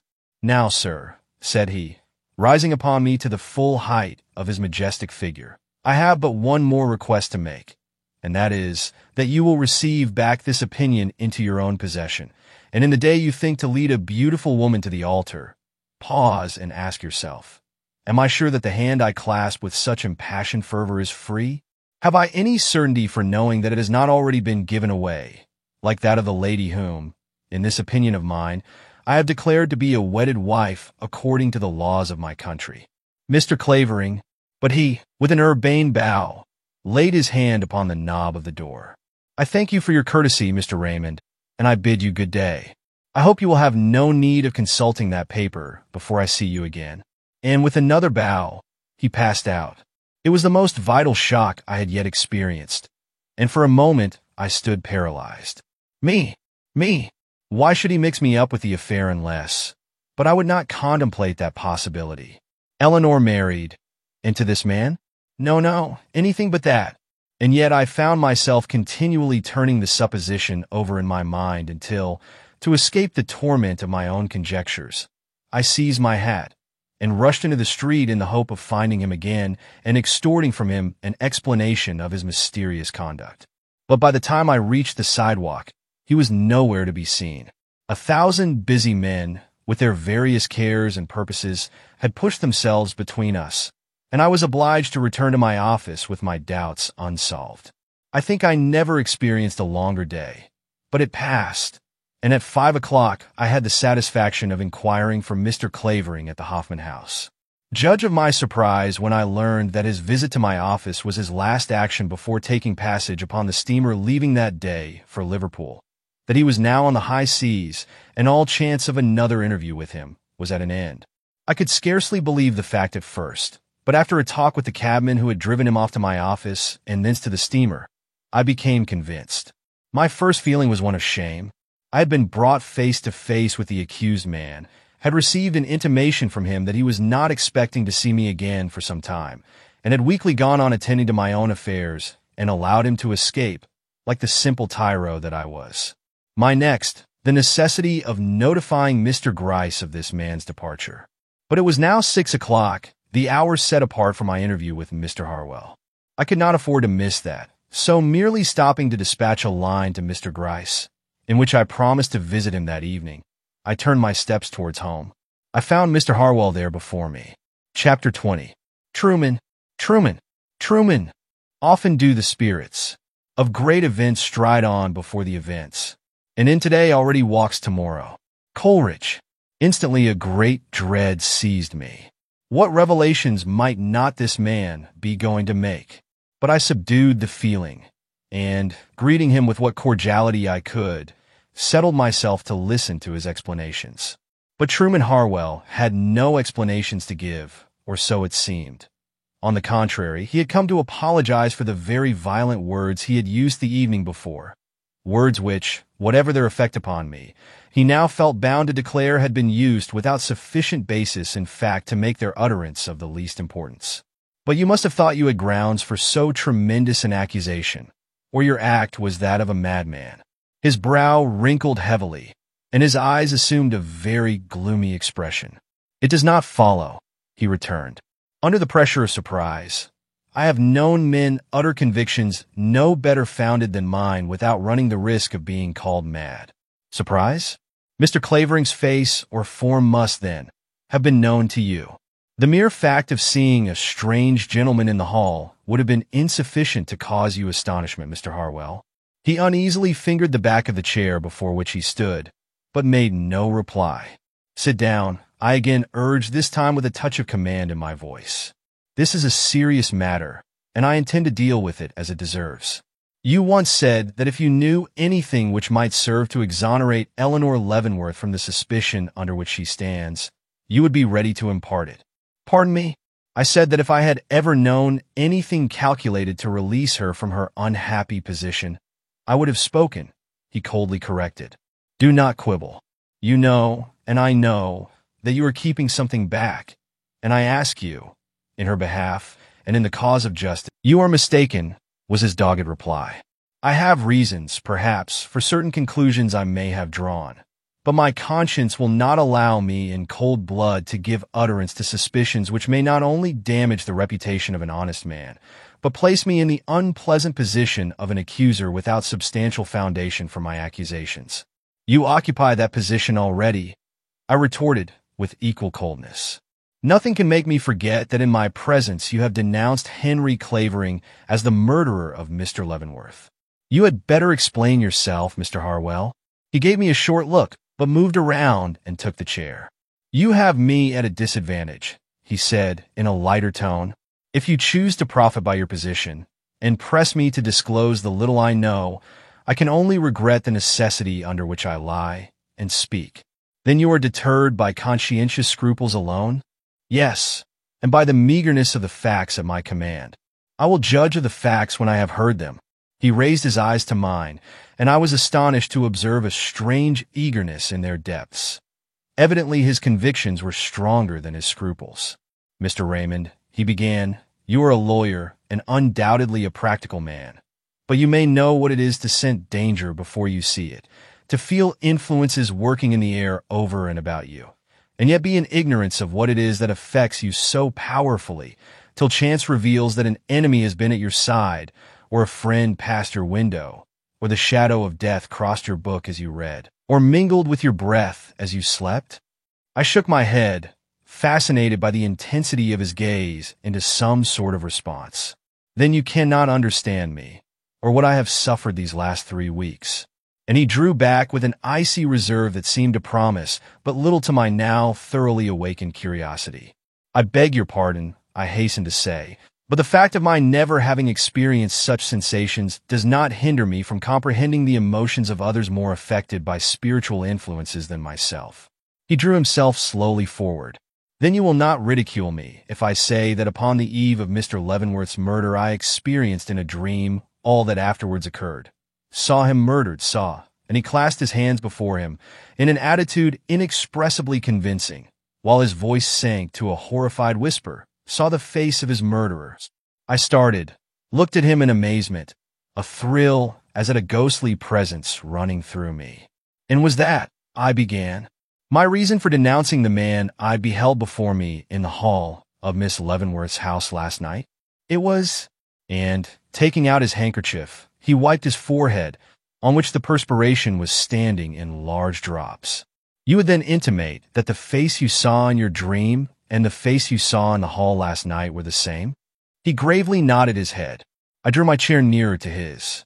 Tell me your dream, said I. It was the night before Mr. Leavenworth's murder. I had gone to bed feeling especially contented with myself and the world at large. For though my life is anything but a happy one, and he heaved a short sigh, some pleasant words had been said to me that day, and I was reveling in the happiness they conferred, when suddenly a chill struck my heart, and the darkness which a moment before had appeared to me as the abode of peace thrilled to the sound of a supernatural cry, and I heard my name, Truman, Truman, Truman, repeated 3 times, in a voice I did not recognize, and starting from my pillow beheld at my bedside a woman. Her face was strange to me, he solemnly proceeded, but I can give you each and every detail of it, as, bending above me, she stared into my eyes with a growing terror that seemed to implore help, though her lips were quiet, and only the memory of that cry echoed in my ears. Describe the face, I interposed. It was a round, fair lady's face, very lovely in contour, but devoid of coloring, not beautiful, but winning from its childlike look of trust. The hair, banded upon the low, broad forehead, was brown, the eyes, which were very far apart, gray, the mouth, which was its most charming feature, delicate of make and very expressive. There was a dimple in the chin, but none in the cheeks. It was a face to be remembered. Go on, said I. Meeting the gaze of those imploring eyes, I started up. Instantly the face and all vanished, and I became conscious, as we sometimes do in dreams, of a certain movement in the hall below, and the next instant the gliding figure of a man of imposing size entered the library. I remember experiencing a certain thrill at this, half terror, half curiosity, though I seemed to know, as if by intuition, what he was going to do. Strange to say, I now seemed to change my personality, and to be no longer a third party watching these proceedings, but Mr. Leavenworth himself, sitting at his library table and feeling his doom crawling upon him without capacity for speech or power of movement to avert it. Though my back was towards the man, I could feel his stealthy form traverse the passage, enter the room beyond, pass to that stand where the pistol was, try the drawer, find it locked, turn the key, procure the pistol, weigh it in an accustomed hand, and advance again. I could feel each footstep he took as though his feet were in truth upon my heart. And I remember staring at the table before me as if I expected every moment to see it run with my own blood. I can see now how the letters I had been writing danced upon the paper before me, appearing to my eyes to take the phantom shapes of persons and things long ago forgotten, crowding my last moments with regrets and dead shames, wild longings and unspeakable agonies, through all of which that face, the face of my former dream, mingled pale, sweet, and searching, while closer and closer behind me crept that noiseless foot till I could feel the glaring of the assassin's eyes across the narrow threshold separating me from death, and hear the click of his teeth as he set his lips for the final act. And the secretary's livid face showed the touch of awful horror. What words can describe such an experience as that? In one moment, all the agonies of hell in the heart and brain, the next a blank through which I seemed to see afar, and as if suddenly removed from all this, a crouching figure looking at its work with starting eyes and pallid back-drawn lips, and seeing, recognized no face that I had ever known, but one so handsome, so remarkable, so unique in its formation and character, that it would be as easy for me to mistake the countenance of my father as the look and figure of the man revealed to me in my dream. In this face, said I, in a voice I failed to recognize as my own, was that of him whom we saw leave Mary Leavenworth's presence last night and go down the hall to the front door. Chapter 21. A Prejudice. True, I talk of dreams, which are the children of an idle brain, begot of nothing but vain fantasy. Romeo and Juliet. For one moment I sat a prey to superstitious horror. Then, my natural incredulity asserting itself, I looked up and remarked, "You say that all this took place the night previous to the actual occurrence?" He bowed his head. "For a warning," he declared. "But you did not seem to take it as such." "No, I am subject to horrible dreams. I thought but little of it in a superstitious way till I looked next day upon Mr. Leavenworth's dead body. I do not wonder you behaved strangely at the inquest."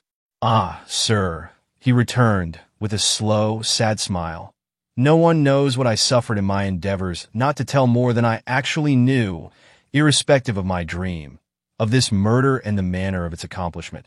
"You believe, then, that your dream foreshadowed the manner of the murder as well as the fact?"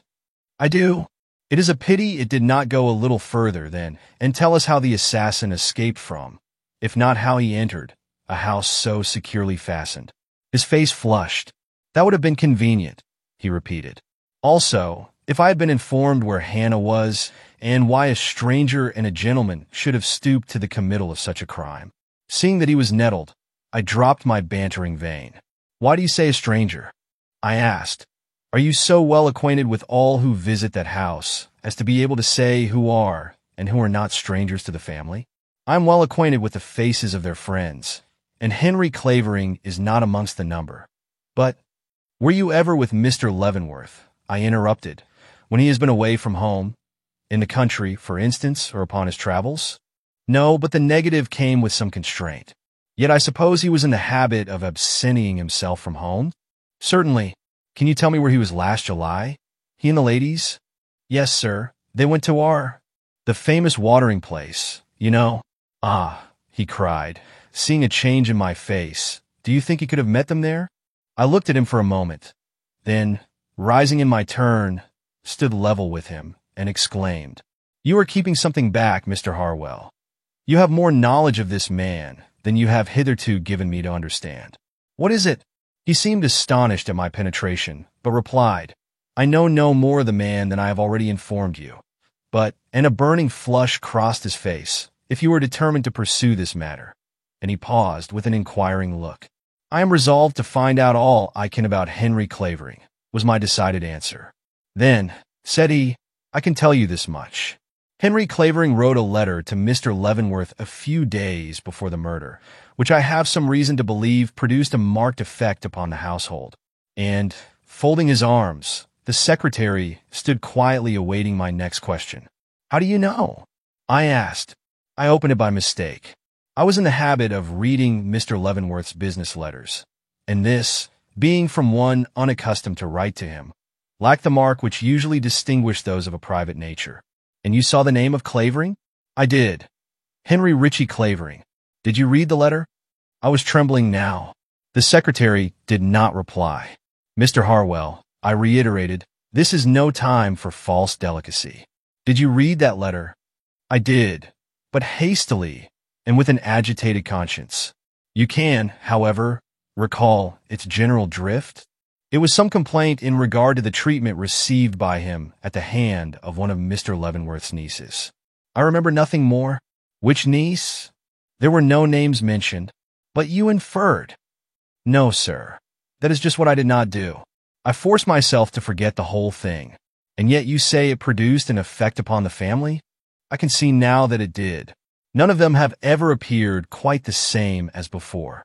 Mr. Harwell, I gravely continued, when you were questioned as to the receipt of any letter by Mr. Leavenworth, which might seem in any manner to be connected with this tragedy, you denied having seen any such. How was that? Mr. Raymond, you are a gentleman. Have a chivalrous regard for the ladies. Do you think you could have brought yourself, even if in your secret heart you considered some such result possible, which I am not ready to say I did, to mention, at such a time as that, the receipt of a letter complaining of the treatment received from one of Mr. Leavenworth's nieces, as a suspicious circumstance worthy to be taken into account by a coroner's jury? I shook my head. I could not but acknowledge the impossibility.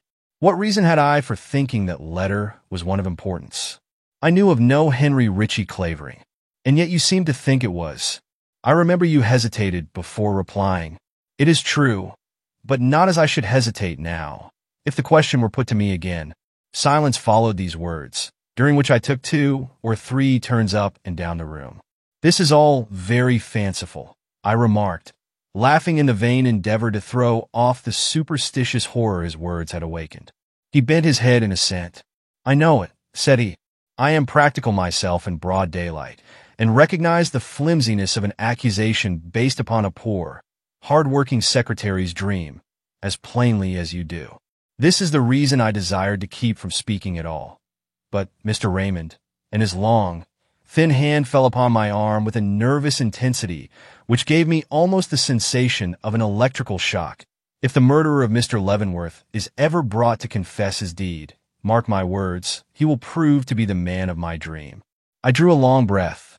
For a moment his belief was mine, and a mingled sensation of relief and exquisite pain swept over me as I thought of the possibility of Eleanor being exonerated from crime only to be plunged into fresh humiliation and deeper abysses of suffering. He stalks the streets in freedom now, the secretary went on, as if to himself. Even dares to enter the house, he is so woefully desecrated.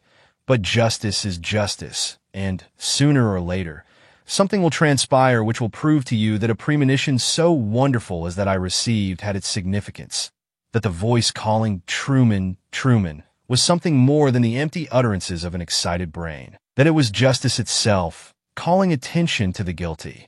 I looked at him in wonder. Did he know that the officers of justice were already upon the track of this same Clavering?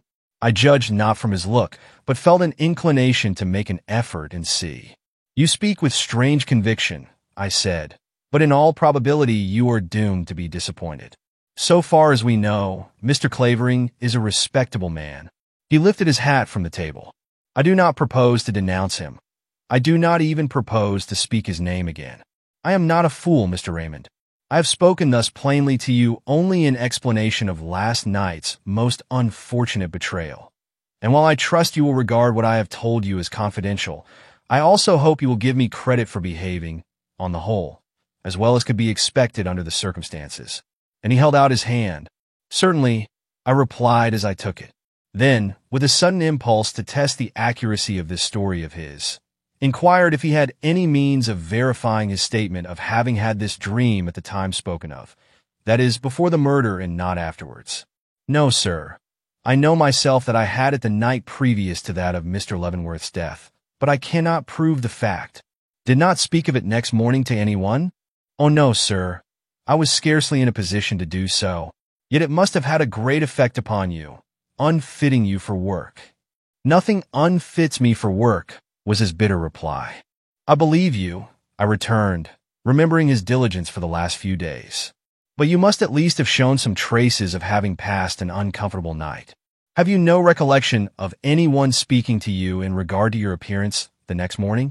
Mr. Leavenworth may have done so. No one else would be likely to notice. There was sadness in the tone, and my own voice softened as I said, I shall not be at the house tonight, Mr. Harwell, nor do I know when I shall return there. Personal considerations keep me from Miss Leavenworth's presence for a time, and I look to you to carry on the work we have undertaken without my assistance, unless you can bring it here. I can do that. I shall expect you, then, tomorrow evening. Very well, sir. And he was going, when a sudden thought seemed to strike him. Sir, he said, as we do not wish to return to this subject again, and as I have a natural curiosity in regard to this man, would you object to telling me what you know of him? You believe him to be a respectable man. Are you acquainted with him, Mr. Raymond? I know his name, and where he resides. And where is that? In London. He is an Englishman. Ah, he murmured, with a strange intonation. Why do you say that? He bit his lip, looked down, then up, finally fixed his eyes on mine, and returned, with marked emphasis. I used an exclamation, sir, because I was startled. Startled? Yes. You say he is an Englishman. Mr. Leavenworth had the most bitter antagonism to the English. It was one of his marked peculiarities. He would never be introduced to one if he could help it. It was my turn to look thoughtful. You know, continued the secretary, that Mr. Leavenworth was a man who carried his prejudices to the extreme. He had a hatred for the English race amounting to mania. If he had known the letter I have mentioned was from an Englishman, I doubt if he would have read it. He used to say he would sooner see a daughter of his dead before him than married to an Englishman. I turned hastily aside to hide the effect which this announcement made upon me. You think I am exaggerating, he said. Ask Mr. Veely. No, I replied. I have no reason for thinking so. He had doubtless some cause for hating the English with which we are unacquainted, pursued the secretary. He spent some time in Liverpool when young, and had, of course, many opportunities for studying their manners and character. And the secretary made another movement, as if to leave. But it was my turn to detain him now. Mr. Harwell, you must excuse me. You have been on familiar terms with Mr. Leavenworth for so long. Do you think that, in the case of one of his nieces, say, desiring to marry a gentleman of that nationality, his prejudice was sufficient to cause him to absolutely forbid the match? I do. I moved back. I had learned what I wished, and saw no further reason for prolonging the interview. Chapter 22. Patchwork. Come, give us a taste of your quality. Hamlet. Starting with the assumption that Mr. Clavering in his conversation of the morning had been giving me, with more or less accuracy, a detailed account of his own experience and position regarding Eleanor Leavenworth, I asked myself what particular facts it would be necessary for me to establish in order to prove the truth of this assumption, and found them to be that Mr. Clavering had not only been in this country at the time designated, but that he had been located for some little time at a watering place in New York State. 2. That this watering place should correspond to the one in which Miss Eleanor Leavenworth was staying at the same time. 3. That they had been seen while there to hold more or less communication. 4. That they had both been absent from town, at some one time, long enough to have gone through the ceremony of marriage at a point 20 miles or so away. V. That a Methodist clergyman, who has since died, lived at that time within a radius of 20 miles of said watering place. I next asked myself how I was to establish these facts. Mr. Clavering's life was as yet too little known to me to offer me any assistance. So, leaving it for the present, I took up the thread of Eleanor's history, and found that at the time given me, she had been in a fashionable watering place in this state. Now, if his was true, and my theory correct, he must have been there also. To prove this fact became, consequently, my first business. I resolved to go to on the morrow. But before proceeding in an undertaking of such importance, I considered it expedient to make such inquiries and collect such facts as the few hours I had left to work and render possible. I went first to the house of Mr. Gryce. I found him lying upon a hard sofa in the bare sitting room I have before mentioned, suffering from a severe attack of rheumatism. His hands were done up in bandages, and his feet encased in multiplied folds of a dingy red shawl which looked as if it had been through the wars. Greeting me with a short nod that was both a welcome and an apology, he devoted a few words to an explanation of his unwanted position, and then, without further preliminaries, rushed into the subject which was uppermost in both our minds by inquiring, in a slightly sarcastic way, if I was very much surprised to find my bird flown when I returned to the Hoffman house that afternoon. I was astonished to find you allowed him to fly at this time, I replied. From the manner in which you requested me to make his acquaintance, I suppose you considered him an important character in the tragedy which has just been enacted. And what makes you think I don't? Oh, the fact that I let him go off so easily? That's no proof. I never fiddle with the brakes till the car starts downhill. But let that pass for the present. Mr. Clavering, then, did not explain himself before going. That is a question which I find it exceedingly difficult to answer. Hampered by circumstances, I cannot at present speak with the directness which is your due. But what I can say, I will. Know, then, that in my opinion Mr. Clavering did explain himself in an interview with me this morning. But it was done in so blind a way. It will be necessary for me to make a few investigations before I shall feel sufficiently sure of my ground to take you into my confidence. He has given me a possible clue. Wait, said Mr. Gryce. Does he know this? Was it done intentionally and with sinister motive, or unconsciously and in plain good faith? In good faith, I should say. Mr. Gryce remained silent for a moment. It is very unfortunate you cannot explain yourself a little more definitely, he said at last. I am almost afraid to trust you to make investigations, as you call them, on your own hook. You are not used to the business, and will lose time, to say nothing of running upon false scents, and using up your strength on unprofitable details. You should have thought of that when you admitted me in a partnership, and you absolutely insist upon working this mine alone? Mr. Gryce, the matter stands just here. Mr. Clavering, for all I know, is a gentleman of untarnished reputation. I am not even aware for what purpose you set me upon his trail. I only know that in thus following it I have come upon certain facts that seem worthy of further investigation. Well, you know best. But the days are slipping by. Something must be done, and soon. The public are, I know it, and for that reason I have come to you for such assistance as you can give me at this stage of the proceedings. You are in possession of certain facts relating to this man, which it concerns me to know, or your conduct in reference to him has been purposeless. Now, frankly, will you make me master of those facts? In short, tell me all you know of Mr. Clavering, without requiring an immediate return of confidence on my part. That is asking a great deal of a professional detective. I know it, and under other circumstances I should hesitate long before preferring such a request. But as things are, I don't see how I am to proceed in the matter without some such concession on your part. At all events, wait a moment. Is not Mr. Clavering the lover of one of the young ladies? Anxious as I was to preserve the secret of my interest in that gentleman, I could not prevent the blush from rising to my face at the suddenness of this question. I thought as much, he went on. Being neither a relative nor acknowledged friend, I took it for granted he must occupy some such position as that in the family. I do not see why you should draw such an inference, said I, anxious to determine how much he knew about him. Mr. Clavering is a stranger in town, has not even been in this country long, has indeed had no time to establish himself upon any such footing as you suggest.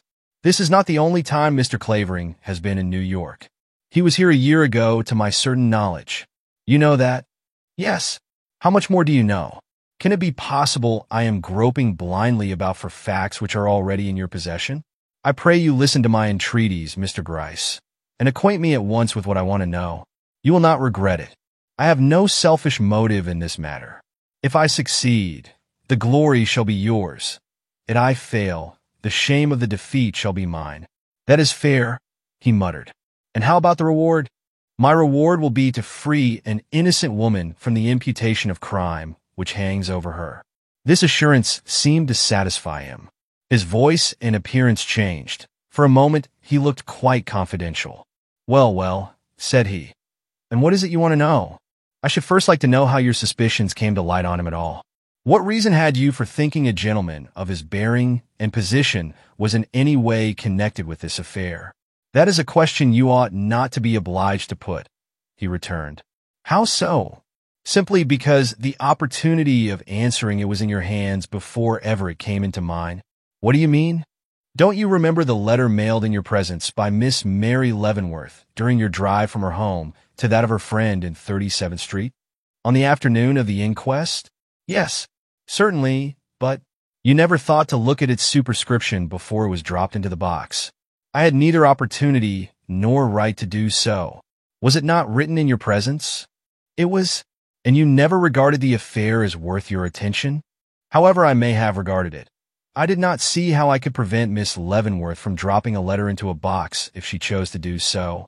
That is because you are a gentleman. Well, it has its disadvantages, he muttered broodingly. But you, said I, how came you to know anything about this letter? Ah, I see. Remembering that the carriage in which we were riding at the time had been procured for us by him. The man on the box was in your pay, and informed, as you call it. Mr. Gryce winked at his muffled toes mysteriously. That is not the point, he said. Enough that I heard that a letter, which might reasonably prove to be of some interest to me, had been dropped at such an hour into the box on the corner of a certain street. That coinciding in the opinion of my informant, I telegraphed to the station connected with that box to take note of the address of a suspicious-looking letter about to pass through their hands on the way to the General Post Office, and following up the telegram in person, found that a curious epistle addressed in lead pencil and sealed with a stamp had just arrived, the address of which I was allowed to see. And which was? Henry R. Clavering, Hoffman House, New York. I drew a deep breath. And so that is how your attention first came to be directed to this man? Yes. Strange. But go on, what next? Why, next I followed up the clue by going to the Hoffman House and instituting inquiries. I learned that Mr. Clavering was a regular guest of the hotel, that he had come there direct from the Liverpool steamer about 3 months since, and, registering his name as Henry R. Clavering, ESQ, London, had engaged a first-class room which he had kept ever since. That, although nothing definite was known concerning him, he had been seen with various highly respectable people, both of his own nation and ours, by all of whom he was treated with respect. And lastly, that while not liberal, he had given many evidences of being a man of means. So much done, I entered the office and waited for him to come in the hope of having an opportunity to observe his manner when the clerk handed him that strange-looking letter from Mary Leavenworth. And did you succeed? No. An awkward gawk of a fellow stepped between us just at the critical moment and shut off my view. But I heard enough that evening from the clerk and servants of the agitation he had shown on receiving it to convince me I was upon a trail worth following. I accordingly put on my men, and for 2 days Mr. Clavering was subjected to the most rigid watch a man ever walked under. But nothing was gained by it. His interest in the murder, if interest at all, was a secret one, and though he walked the streets, studied the papers, and haunted the vicinity of the house in Fifth Avenue, he not only refrained from actually approaching it, but made no attempt to communicate with any of the family. Meanwhile, you crossed my path, and with your determination incited me to renewed effort. Convinced from Mr. Clavering's bearing and the gossip I had by this time gathered in regard to him, that no one short of a gentleman and a friend could succeed in getting at the clue of his connection with this family, I handed him over to you, and found me rather an unmanageable colleague. Mr. Gryce smiled very much as if a sour plum had been put in his mouth, but made no reply, and a momentary pause ensued. Did you think to inquire, I asked at last, if anyone knew where Mr. Clavering had spent the evening of the murders? Yes, but with no good result. It was agreed he went out during the evening. Also that he was in his bed in the morning when the servant came in to make his fire.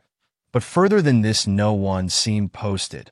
So that, in fact, you gleaned nothing that would in any way connect this man with the murder except his marked and agitated interest in it, and the fact that a niece of the murdered man had written a letter to him. That is all. Another question. Did you hear in what manner and at what time he procured a newspaper that evening? No, I only learned that he was observed by more than one to hasten out of the dining room with the post in his hand and go immediately to his room without touching his dinner. Humph! That does not look dash. If Mr. Clavering had had a guilty knowledge of the crime, he would either have ordered dinner before opening the paper, or, having ordered it, he would have eaten it. Then you do not believe, from what you have learned, that Mr. Clavering is the guilty party? Mr. Gryce shifted uneasily, glanced at the papers protruding from my coat pocket, and exclaimed, "I am ready to be convinced by you that he is." That sentence recalled me to the business in hand. Without appearing to notice his look, I recurred to my questions. How came you to know that Mr. Clavering was in this city last summer? Did you learn that, too, at the Hoffman House? No, I ascertained that in quite another way. In short, I have had a communication from London in regard to the matter. From London? Yes. I have a friend there in my own line of business, who sometimes assists me with a bit of information when requested. But how? You have not had time to write to London and receive an answer since the murder. It is not necessary to write. It is enough for me to telegraph him the name of a person, for him to understand that I want to know everything he can gather in a reasonable length of time about that person. And you sent the name of Mr. Clavering to him? Yes, in cipher. And have received a reply? This morning. I looked towards his desk. It is not there, he said. If you will be kind enough to feel in my breast pocket, you will find a letter. It was in my hand before he finished his sentence. Excuse my eagerness, I said. This kind of business is new to me, you know. He smiled indulgently at a very old and faded picture hanging on the wall before him. Eagerness is not a fault, only the betrayal of it. But read out what you have there. Let us hear what my friend Brown has to tell us of Mr. Henry Ritchie Clavering, of Portland Place, London. I took the paper to the light and read as follows. Henry Ritchie Clavering, gentleman, aged 43. Born in Hertfordshire, England. His father was Chas Clavering, for a short time in the army. Mother was Helen Ritchie, of Dumfriesshire, Scotland. She is still living. Home with H.R.C. in Portland Place, London. H.R.C. is a bachelor, 6 feet high, squarely built, weighed about 12 stone. Dark complexion, regular features. Eyes dark brown, nose straight. Called a handsome man, walks erect and rapidly. In society is considered a good fellow, rather a favorite, especially with ladies. Is liberal, not extravagant. Reported to be worth about £5,000 per year, and appearances give color to this statement. Property consists of a small estate in Hertfordshire and some funds, amount not known. Since writing this much, a correspondent sends the following in regard to his history. In 46, went from uncle's house to Eton. From Eton went to Oxford, graduating in 56. Scholarship good. In 1855 his uncle died, and his father succeeded to the estates. Father died in 57 by a fall from his horse or a similar accident. Within a very short time, H.R.C. took his mother to London, to the residence named, where they have lived to the present time. Traveled considerably in 1860. Part of the time was of Munich, also in party of Vandervorts from New York. Went as far east as Cairo. Went to America in 1875 alone, but at end of 3 months returned on account of mother's illness. Nothing is known of his movements while in America. From servants learn that he was always a favorite from a boy. More recently has become somewhat taciturn. Toward last of his stay, watched the post carefully, especially foreign ones. Posted scarcely anything but newspapers. Has written to Munich. Have seen, from wastepaper basket, torn envelope directed to Amy Belden, no address. American correspondents mostly in Boston, 2 in New York. Names not known, but supposed to be bankers. Brought home considerable luggage and fitted up part of house, as for a lady. This was closed soon afterwards. Left for America 2 months since. Has been, I understand, traveling in the South. Has telegraphed twice to Portland Place. His friends hear from him, but rarely. Letters wrecked recently, posted in New York. One by last steamer posted in F.N.Y. Business here conducted by, in the country, of has charge of the property. Brown, the document fell from my hands. F. N. Y. was a small town near R. Your friend is a trump, I declared. He tells me just what I wanted most to know, and, taking out my book, I made memoranda of the facts which had most forcibly struck me during my perusal of the communication before me. With the aid of what he tells me, I shall ferret out the mystery of Henry Clavering in a week. See if I do not. And how soon, inquired Mr. Gryce, may I expect to be allowed to take a hand in the game? As soon as I am reasonably assured I am upon the right tack. And what will it take to assure you of that? Not much. A certain point settled, and... Hold on. Who knows but what I can do that for you? And, looking towards the desk which stood in the corner, Mr. Gryce asked me if I would be kind enough to open the top drawer and bring him the bits of partly burned paper I would find there. Hastily complying, I brought 3 or 4 strips of ragged paper and laid them on the table at his side. Another result of Fobb's researches under the coal on the first day of the inquest, Mr. Gryce abruptly explained. You thought the key was all he found. Well, it wasn't. A second turning over of the coal brought these to light, and very interesting they are, too. I immediately bent over the torn and discolored scraps with great anxiety. They were 4 in number, and appeared at first glance to be the mere remnants of a sheet of common writing paper, torn lengthwise into strips and twisted up into lighters. But upon closer inspection, they showed traces of writing upon one side, and what was more important still, the presence of 1 or more drops of spattered blood. This latter discovery was horrible to me, and so overcame me for the moment that I put the scraps down, and, turning towards Mr. Gryce, inquired, What do you make of them? That is just the question I was going to put to you. Swallowing my disgust, I took them up again. They look like the remnants of some old letter, said I. They have that appearance, Mr. Gryce grimly assented. A letter which, from the drop of blood observable on the written side, must have been lying face up on Mr. Leavenworth's table at the time of the murder. Just so. And from the uniformity in width of each of these pieces, as well as their tendency to curl up when left alone, must first have been torn into even strips, and then severally rolled up before being tossed into the grate where they were afterwards found. That is all good, said Mr. Gryce. Go on. The writing, so far as discernible, is that of a cultivated gentleman. It is not that of Mr. Leavenworth, for I have studied his chirography too much lately not to know it at a glance. But it may be— Hold, I suddenly exclaimed. Have you any mucilage handy? I think if I could paste these strips down upon a piece of paper so that they would remain flat, I should be able to tell you what I think of them much more easily. There is mucilage. Procuring it, I proceeded to consult the scraps once more for evidence to guide me in their arrangement. These were more marked than I expected.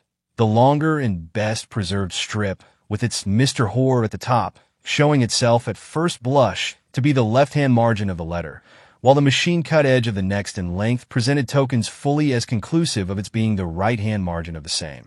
Selecting these, then, I pasted them down on a piece of paper at just the distance they would occupy if the sheet from which they were torn was of the ordinary commercial note size. Immediately it became apparent. First, that it would take 2 other strips of the same width to fill up the space left between them. And secondly, that the writing did not terminate at the foot of the sheet, but was carried on to another page. Taking up the 3rd strip, I looked at its edge. It was machine-cut at the top, and showed by the arrangement of its words that it was the margin strip of a 2nd leaf. Pasting that down by itself, I scrutinized the 4th, and finding it also machine-cut at the top but not on the side, endeavored to fit it to the piece already pasted down, but the words would not match. Moving it along to the position it would hold if it were the 3rd strip, I fastened it down, the whole presenting, when completed, the appearance seen on the opposite page.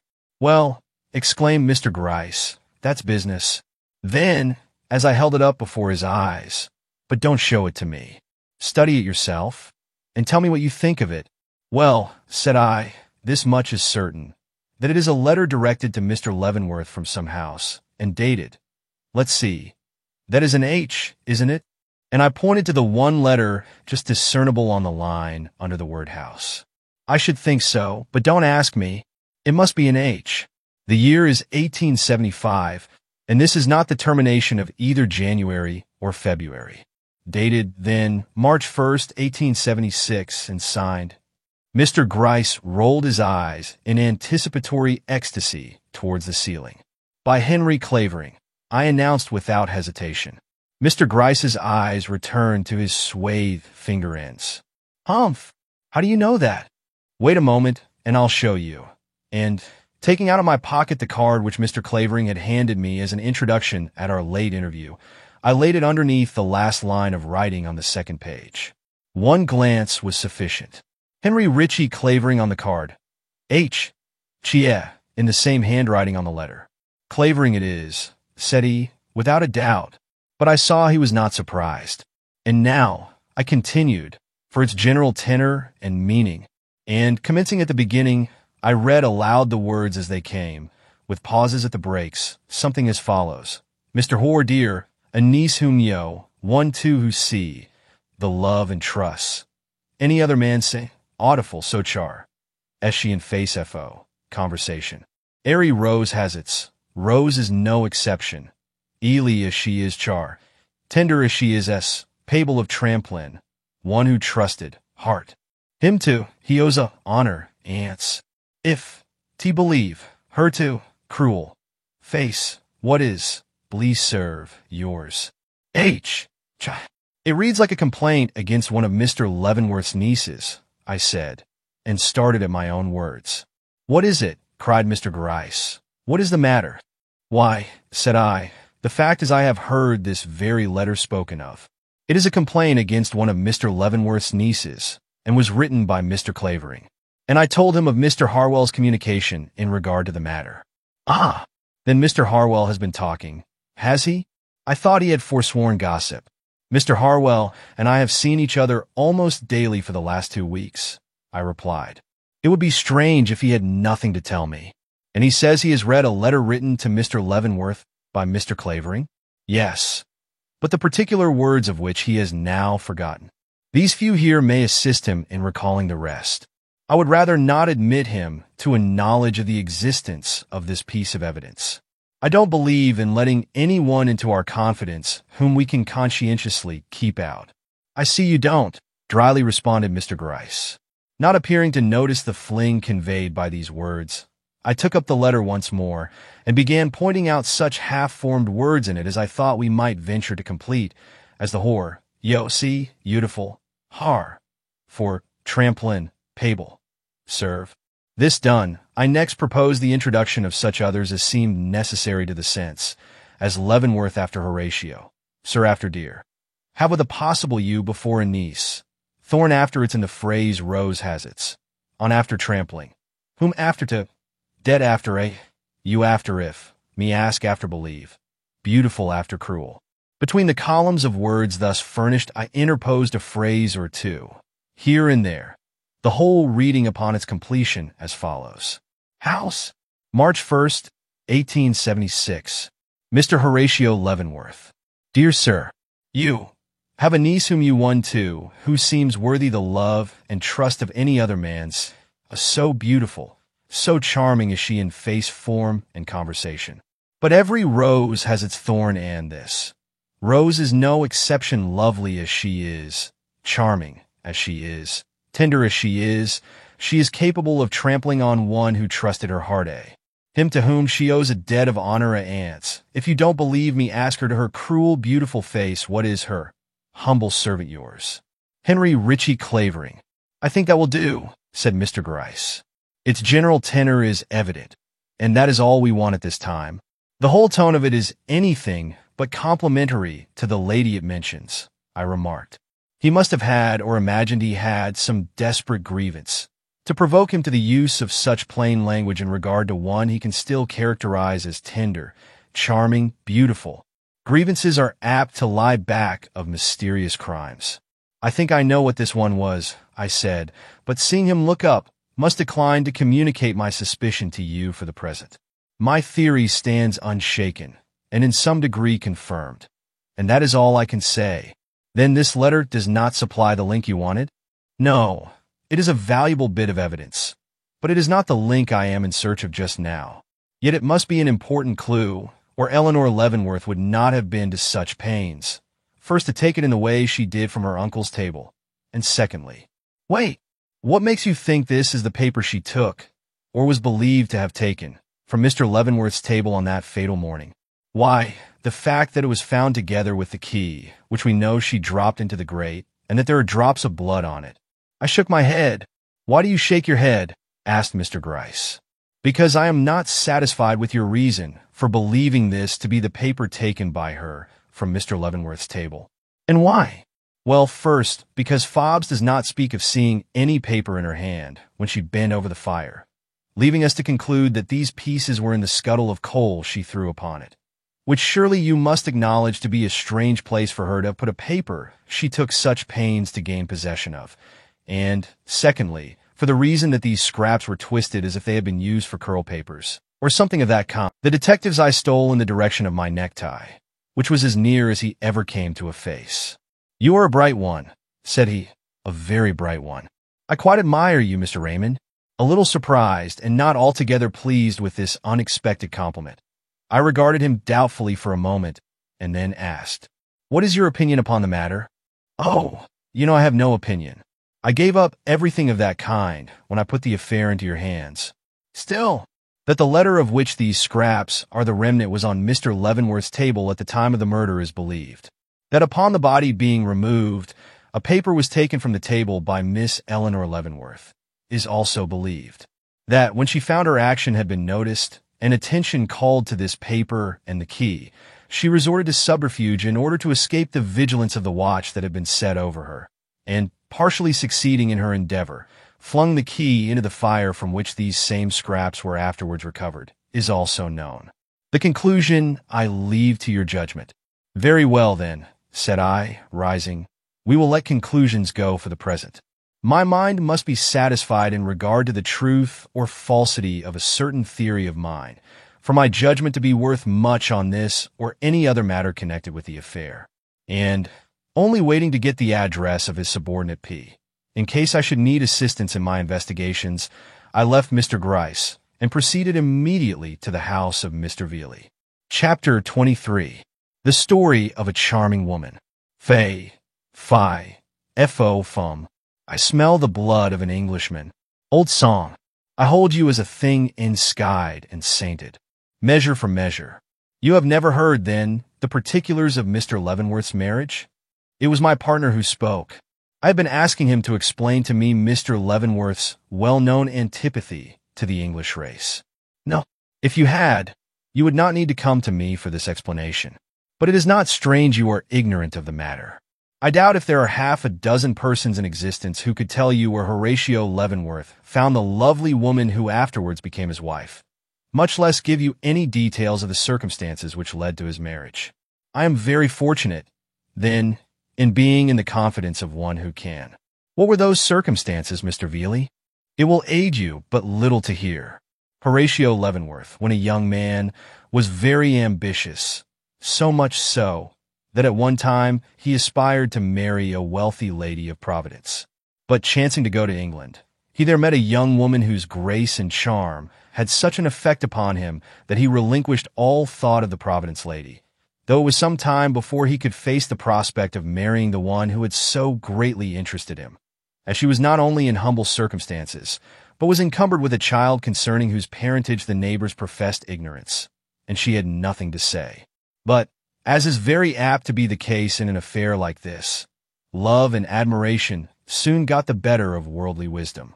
Taking his future in his hands, he offered himself as her husband, when she immediately proved herself worthy of his regard by entering at once into those explanations he was too much of a gentleman to demand.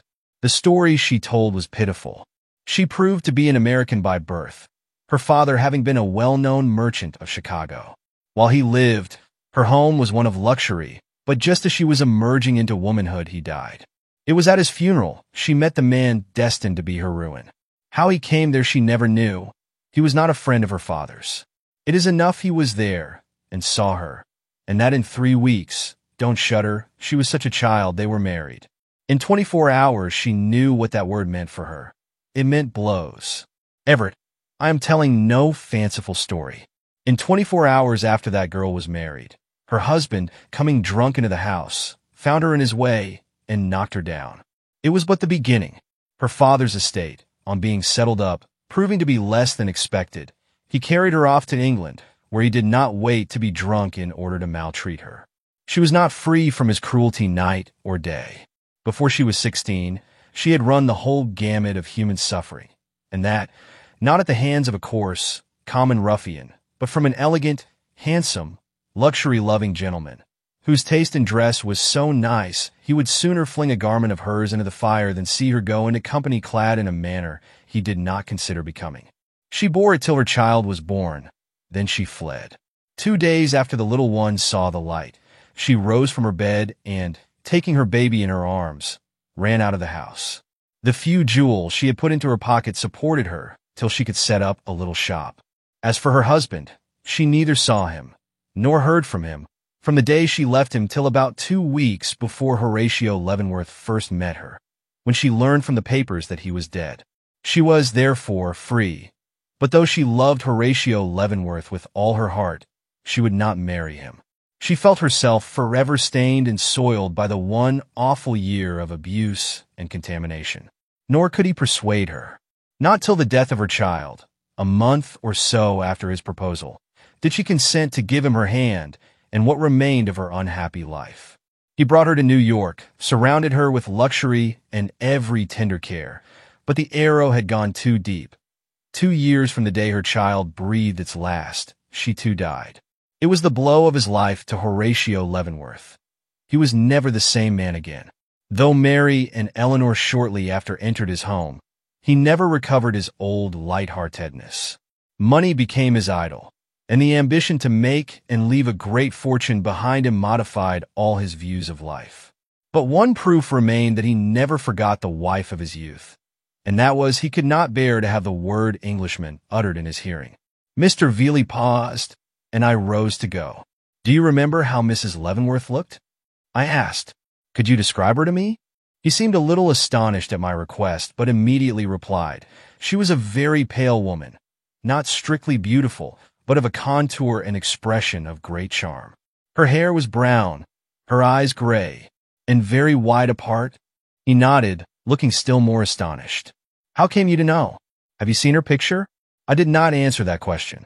On my way downstairs, I bethought me of a letter which I had in my pocket from Mr. Veely's son Fred, and, knowing of no surer way of getting it to him that night than by leaving it on the library table, I stepped to the door of that room, which in this house was at the rear of the parlors, and receiving no reply to my knock, opened it and looked in. The room was unlighted, but a cheerful fire was burning in the grate, and by its glow I espied a lady crouching on the hearth, whom at first glance I took for Mrs. Veely. But upon advancing and addressing her by that name, I saw my mistake, for the person before me not only refrained from replying, but, rising at the sound of my voice, revealed a form of such noble proportions that all possibility of its being that of the dainty little wife. "I see I have made a mistake," said I. "I beg your pardon," and would have left the room, but something in the general attitude of the lady before me restrained me, and, believing it to be Mary Leavenworth, I inquired, "Can it be this is Miss Leavenworth?" The noble figure appeared to droop, the gently lifted head to fall, and for a moment I doubted if I had been correct in my supposition. Then form and head slowly erected themselves, a soft voice spoke, and I heard a low yes, and hurriedly advancing, confronted, not Mary, with her glancing, feverish gaze and scarlet, trembling lips, but Eleanor, the woman whose faintest look had moved me from the first, the woman whose husband I believed myself to be even then pursuing to his doom. The surprise was too great. I could neither sustain nor conceal it. Stumbling slowly back, I murmured something about having believed it to be her cousin. And then, conscious only of the one wish to fly a presence I dared not encounter in my present mood, turned, when her rich, heartful voice rose once more, and I heard, "You will not leave me without a word, Mr. Raymond, now that chance has thrown us together?" Then, as I came slowly forward, "Were you so very much astonished to find me here?" "I do not know. I did not expect," was my incoherent reply. "I had heard you were ill, that you went nowhere, that you had no wish to see your friends." "I have been ill," she said, "but I am better now, and have come to spend the night with Mrs. Veely, because I could not endure the stare of the four walls of my room any longer. This was said without any effort at plaintiveness, but rather as if she thought it necessary to excuse herself for being where she was. "I am glad you did so," said I. "You ought to be here all the while. That dreary, lonesome boarding house is no place for you, Miss Leavenworth. It distresses us all to feel that you are exiling yourself at this time." "I do not wish anybody to be distressed," she returned. "It is best for me to be where I am, nor am I altogether alone. There is a child there whose innocent eyes see nothing but innocence in mine. She will keep me from despair. Do not let my friends be anxious. I can bear it." Then, in a lower tone, "There is but one thing which really unnerves me, and that is my ignorance of what is going on at home. Sorrow I can bear, but suspense is killing me. Will you not tell me something of Mary and home? I cannot ask Mrs. Veeley. She is kind, but has no real knowledge of Mary or me, nor does she know anything of our estrangement. She thinks me obstinate, and blames me for leaving my cousin in her trouble. But you know I could not help it. You know," her voice wavered off into a tremble, and she did not conclude. "I cannot tell you much," I hastened to reply, "but whatever knowledge is at my command is certainly yours. Is there anything in particular you wish to know?" "Yes, how Mary is, whether she is well, and composed." "Your cousin's health is good," I returned, "but I fear I cannot say she is composed. She is greatly troubled about you. You see her often then?" "I am assisting Mr. Harwell in preparing your uncle's book for the press, and necessarily am there much of the time." "My uncle's book?" The words came in a tone of low horror. "Yes, Miss Leavenworth. It has been thought best to bring it before the world, and Mary has set you at the task?" "Yes." It seemed as if she could not escape from the horror which this caused. "How could she? Oh, how could she?" "She considers herself as fulfilling her uncle's wishes. He was very anxious, as you know, to have the book out by July." "Do not speak of it," she broke in. "I cannot bear it." Then, as if she feared she had hurt my feelings by her abruptness, lowered her voice and said, "I do not, however, know of anyone I should be better pleased to have charged with the task than yourself. With you it will be a work of respect and reverence. But a stranger, oh, I could not have endured a stranger touching it." She was fast falling into her old horror, but rousing herself, murmured, "I wanted to ask you something." I know," and she moved so as to face me. "I wish to inquire if everything is as before in the house. The servants the same, and other things? There is a Mrs. Darrell there. I do not know of any other change. Mary does not talk of going away." "I think not. But she has visitors? Some one besides Mrs. Darrell to help her bear her loneliness?" I knew what was coming, and strove to preserve my composure. "Yes," I replied, "a few." "Would you mind naming them?" How low her tones were, but how distinct.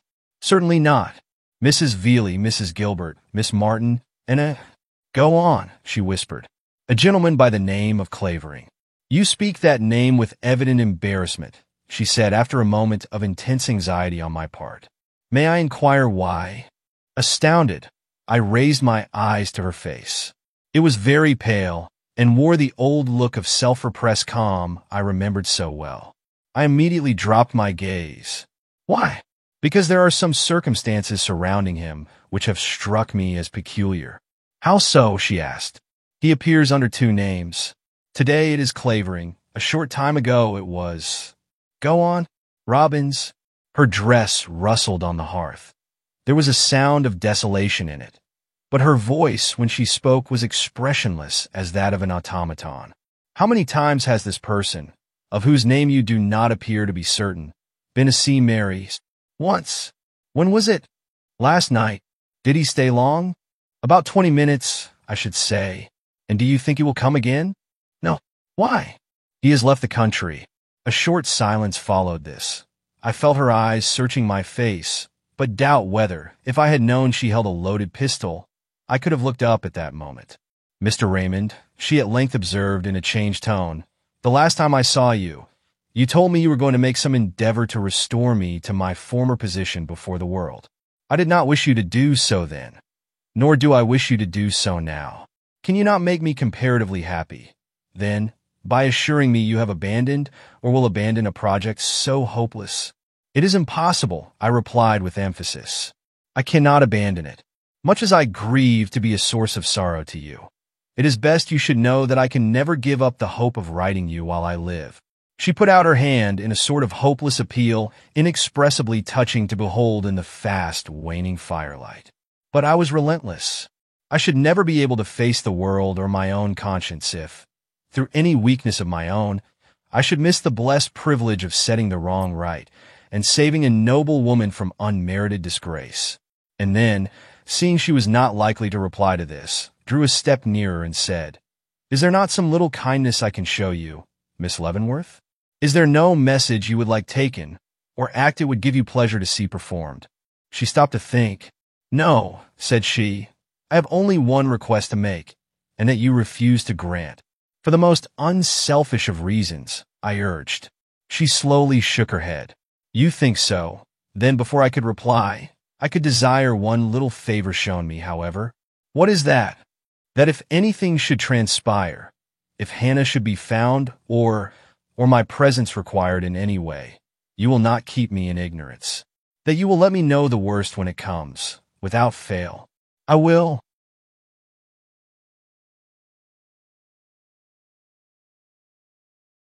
"And now, good night.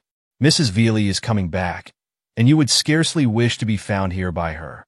"No," said I, and yet I did not go, but stood watching the firelight flicker on her black dress, till the thought of Clavering and the duty I had for the morrow struck coldly to my heart, and I turned away towards the door. But at the threshold I paused again and looked back. Oh, the flickering, dying fire flame! Oh, the crowding, clustering shadows! Oh, that drooping figure in their midst, with its clasped hands and its hidden face! I see it all again. I see it as in a dream. Then darkness falls, and in the glare of gas-lighted streets, I am hastening along, solitary and sad, to my lonely home. Chapter 24. A report followed by smoke. Oft expectation fails, and most oft there. Where most it promises, and oft it hits. Where hope is coldest, and despair most sits. All's well that ends well. When I told Mr. Gryce, I only waited for the determination of one fact. To feel justified in throwing the case unreservedly into his hands, I alluded to the proving or disproving of the supposition that Henry Clavering had been a guest at the same watering place with Eleanor Leavenworth the summer before. When, therefore, I found myself the next morning with the visitor book of the Hotel Union at R in my hands, it was only by the strongest effort of will I could restrain my impatience. The suspense, however, was short. Almost immediately I encountered his name, written not half a page below those of Mr. Leavenworth and his nieces, and whatever may have been my emotion at finding my suspicions thus confirmed, I recognized the fact that I was in the possession of a clue which would yet lead to the solving of the fearful problem which had been imposed upon me. Hastening to the telegraph office, I sent a message for the man promised me by Mr. Gryce, and receiving for an answer that he could not be with me before 3 o'clock, started for the house of Mr. Mannell, a client of ours, living in R. I found him at home, and, during our interview of 2 hours, suffered the ordeal of appearing at ease and interested in what he had to say, while my heart was heavy with its first disappointment, and my brain on fire with the excitement of the work then on my hands. I arrived at the depot just as the train came in. There was but one passenger for R, a brisk young man, whose whole appearance differed so from the description which had been given me of Q that I at once made up my mind he could not be the man I was looking for, and was turning away disappointed when he approached and handed me a card on which was inscribed the single character. Even then I could not bring myself to believe that the slyest and most successful agent in Mr. Gryce's employ was before me, till, catching his eye, I saw such a keen, enjoyable twinkle sparkling in its depths that all doubt fled, and, returning his bow with a show of satisfaction, I remarked, "You are very punctual. I like that." He gave another short, quick nod. "Glad, sir, to please you. Punctuality is too cheap a virtue not to be practiced by a man on the lookout for a rise. But what orders, sir?" "Down train due in 10 minutes. No time to spare." "Down train? What have we to do with that?" "I thought you might wish to take it, sir." Mr. Brown, winking expressively at the name, always checks his carpet bag for home when he sees me coming. But that is your affair. I am not particular. I wish to do what is wisest under the circumstances. Go home, then, as speedily as possible. And he gave a third sharp nod, exceedingly businesslike and determined. If I leave you, it is with the understanding that you bring your information first to me, that you are in my employ, and in that of no one else for the time being. And that, mum, is the word till I give you liberty to speak. Yes, sir. When I work for Brown and Company. I do not work for Smith and Jones. That you can count on. Very well, then. Here are your instructions. He looked at the paper I handed him with a certain degree of care, then stepped into the waiting room and threw it into the stove, saying in a low tone, so much in case I should meet with some accident, have an apoplectic fit, or anything of that sort. But, oh, don't worry. I shan't forget. I've a memory, sir. No need of anybody using pen and paper with me. And laughing in the short, quick way one would expect from a person of his appearance and conversation, he added, you will probably hear from me in a day or so, and bowing, took his brisk, free way down the street just as the train came rushing in from the west. My instructions to Q were as follows. 1.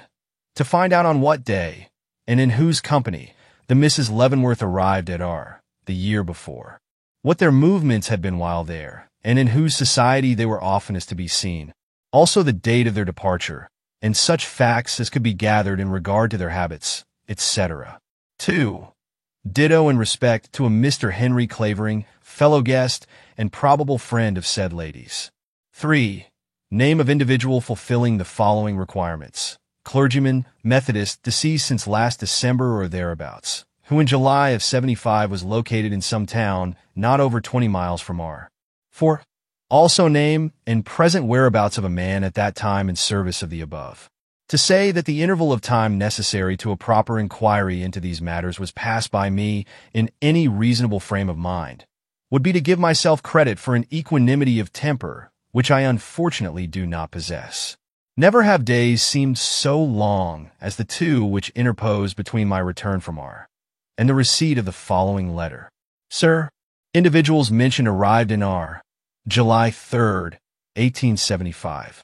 Party consisted of 4. The 2 ladies, their uncle, and the girl named Hannah. Uncle remained 3 days, and then left for a short tour through Massachusetts. Gone 2 weeks, during which ladies were seen more or less with the gentleman named between us, but not to an extent sufficient to excite gossip or occasion remark, when said gentleman left R. abruptly 2 days after Uncle's return. Date July 19th. As to habits of ladies, more or less social. They were always to be seen at picnics, rides, etc., and in the ballroom. M, like best, considered grave, and, towards the last of her stay, moody. It is remembered now that her manner was always peculiar, and that she was more or less shunned by her cousin. However, in the opinion of one girl still to be found at the hotel, she was the sweetest lady that ever breathed. No particular reason for this opinion. Uncle, ladies, and servants left R for New York. 2. H.C. arrived at the hotel in R, July 6th, 1875, in company with Mr. and Mrs. Vandervoort, friends of the above.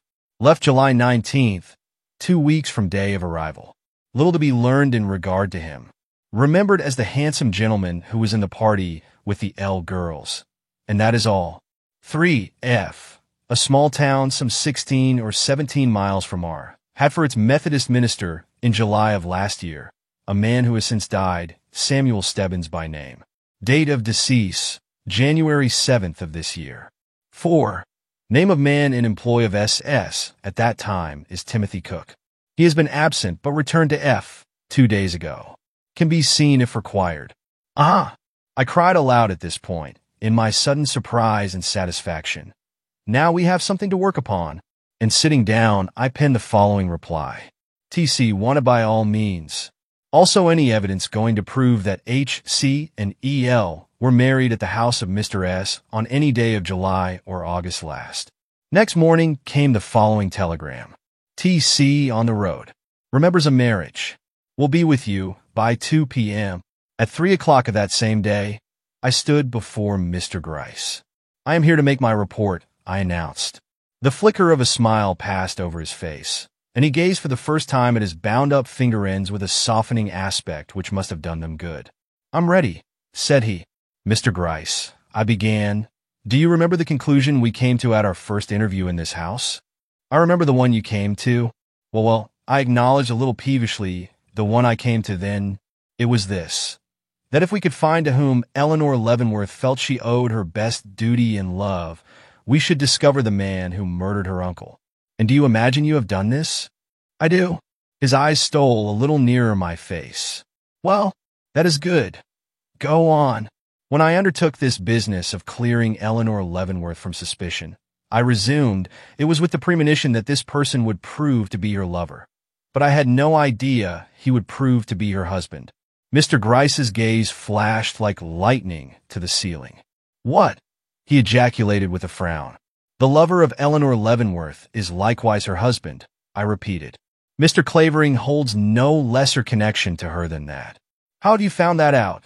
demanded Mr. Gryce, in a harsh tone that argued disappointment or displeasure. "That I will not take time to state. The question is not how I became acquainted with a certain thing, but is what I assert in regard to it true.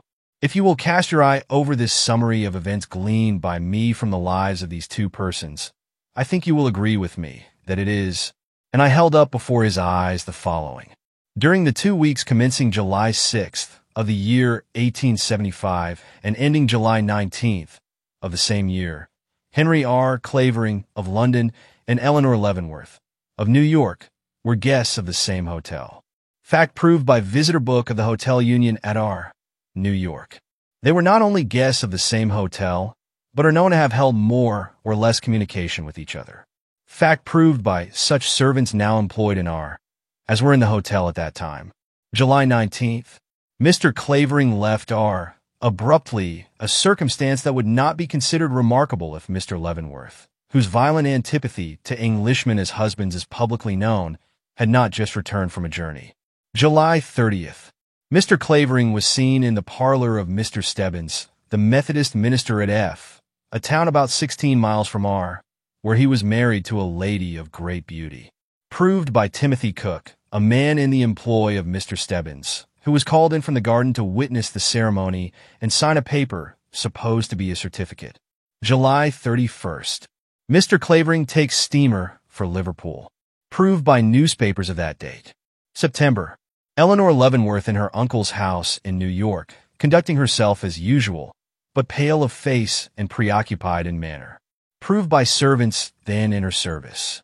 Mr. Clavering in London watches the United States mails with eagerness, but receives no letters.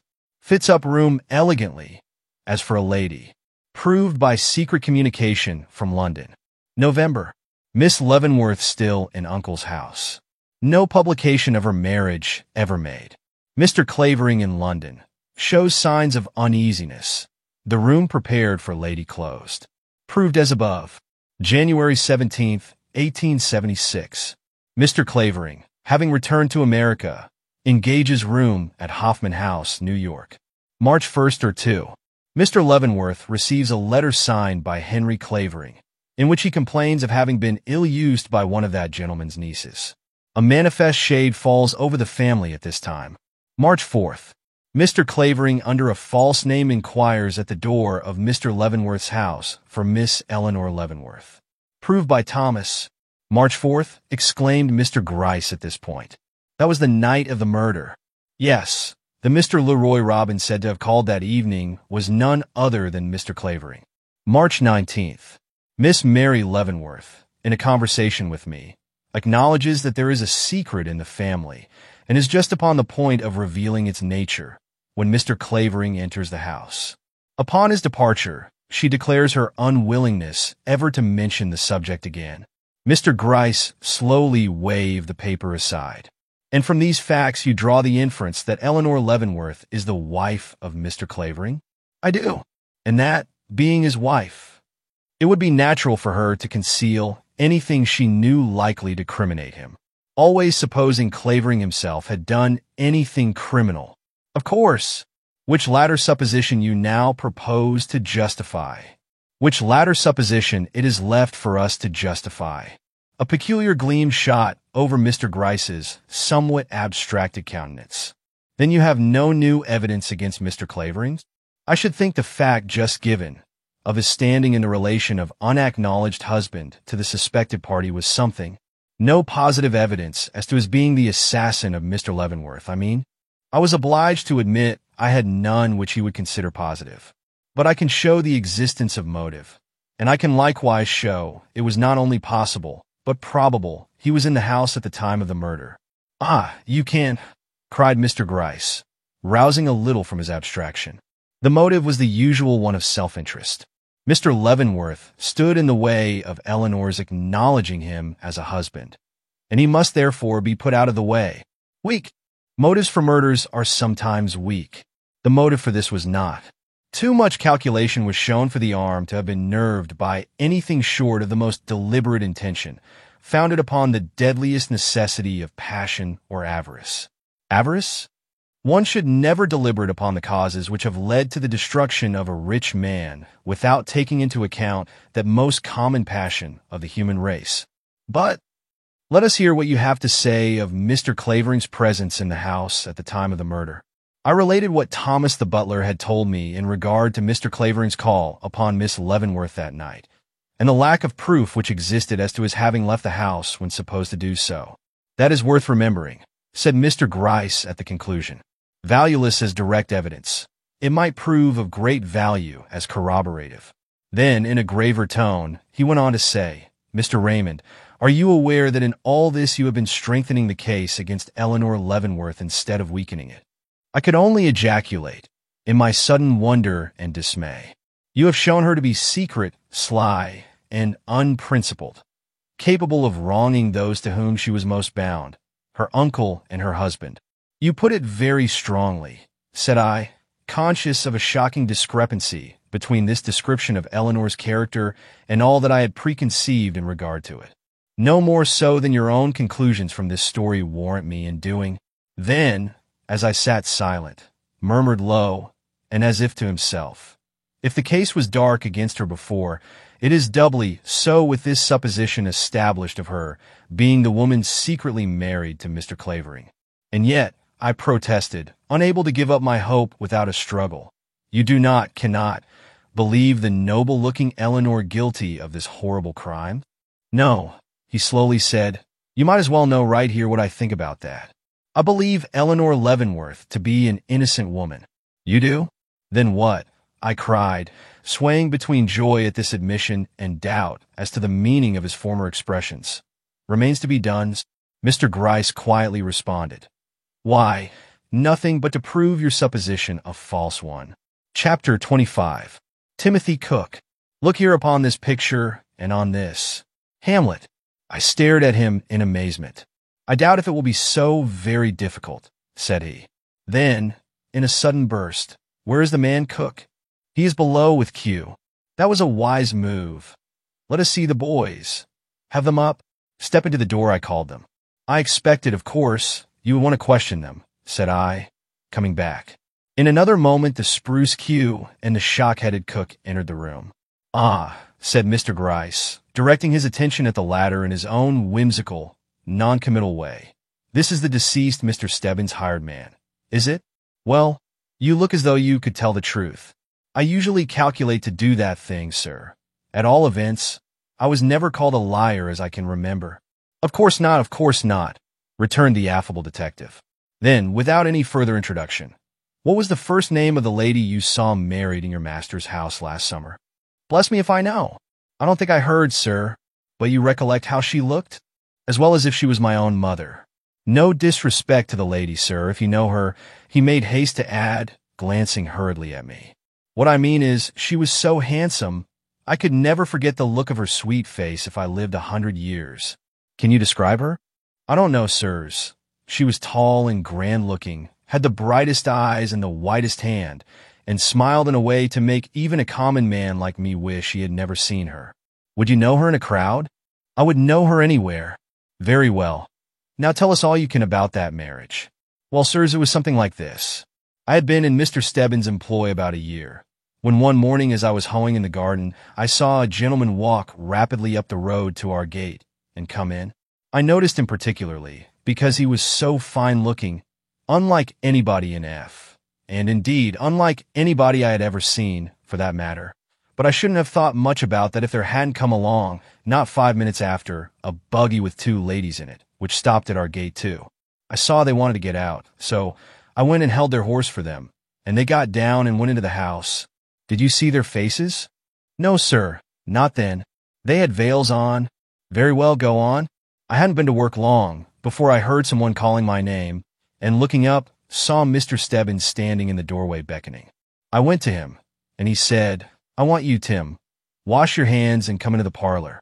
I had never been asked to do that before, and it struck me all of a heap. But I did what he asked, and was so taken aback at the looks of the lady I saw standing up on the floor with the handsome gentleman, that I stumbled over a stool and made a great racket, and didn't know much where I was or what was going on, till I heard Mr. Stebbins say man and wife. And then it came over me in a hot kind of way that it was a marriage I was seeing. Timothy Cook stopped to wipe his forehead, as if overcome with the very recollection, and Mr. Gryce took the opportunity to remark, "You say there were 2 ladies. Now where was the other one at this time?" "She was there, sir, but I didn't mind much about her. I was so taken up with the handsome one and the way she had of smiling when anyone looked at her. I never saw the beat. I felt a quick thrill go through me. Can you remember the color of her hair or eyes?" "No, sir. I had a feeling as if she wasn't dark, and that is all I know. But you remember her face?" "Yes, sir." Mr. Gryce here whispered me to procure 2 pictures which I would find in a certain drawer in his desk, and set them up in different parts of the room unbeknown to the man. "You have before said," pursued Mr. Gryce, "that you have no remembrance of her name. Now how was that? Weren't you called upon to sign the certificate?" "Yes, sir, but I am most ashamed to say it. I was in a sort of maze and didn't hear much, and only remember it was a Mr. Clavering she was married to, and that someone called someone else Eleanor, or something like that. I wish I hadn't been so stupid, sir, if it would have done you any good." "Tell us about the signing of the certificate," said Mr. Gryce. "Well, sir, there isn't much to tell.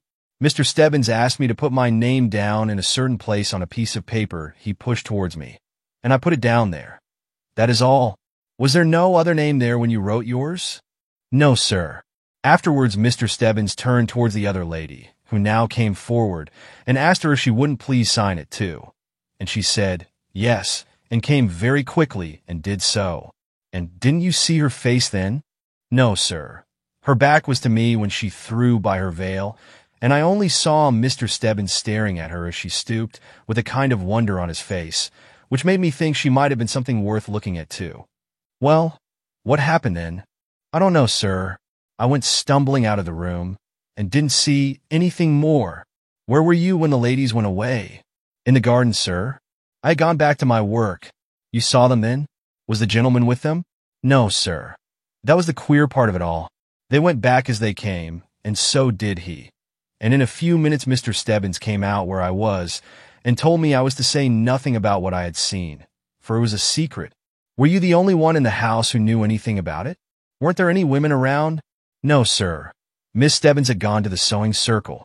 I had by this time some faint impression of what Mr. Gryce's suspicions were, and in arranging the pictures had placed one, that of Eleanor, on the mantelpiece, and the other, which was an uncommonly fine photograph of Mary, in plain view on the desk.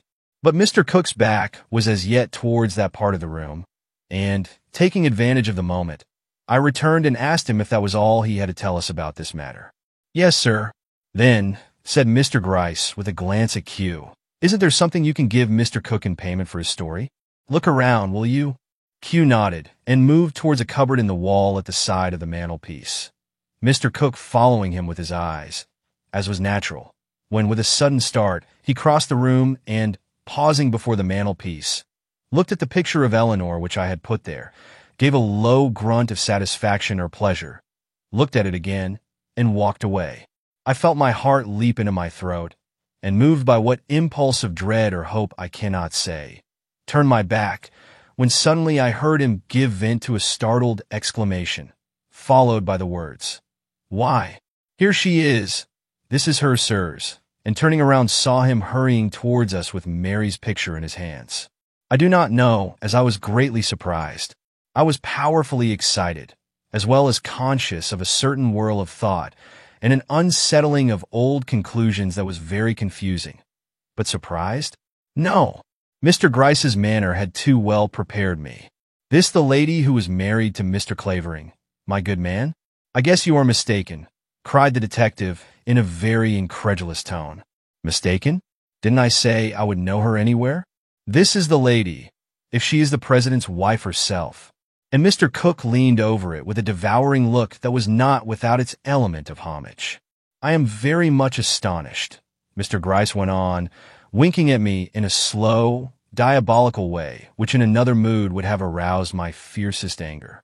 Now, if you had said the other lady was the one, pointing to the picture on the mantelpiece, I shouldn't have wondered. She? I never saw that lady before. But this one, would you mind telling me her name, sirs? If what you say is true, her name is Mrs. Clavering. Clavering? Yes, that was his name, and a very lovely lady, said Mr. Gryce. Morris, haven't you found anything yet? Q, for answer, brought forward glasses and a bottle. But Mr. Cook was in no mood for liquor. I think he was struck with remorse, for looking from the picture to Q, and from Q to the picture, he said, If I have done this lady wrong by my talk, I'll never forgive myself. You told me I would help her to get her rights. If you have deceived me. Oh, I haven't deceived you, broke in Q in his short, sharp way.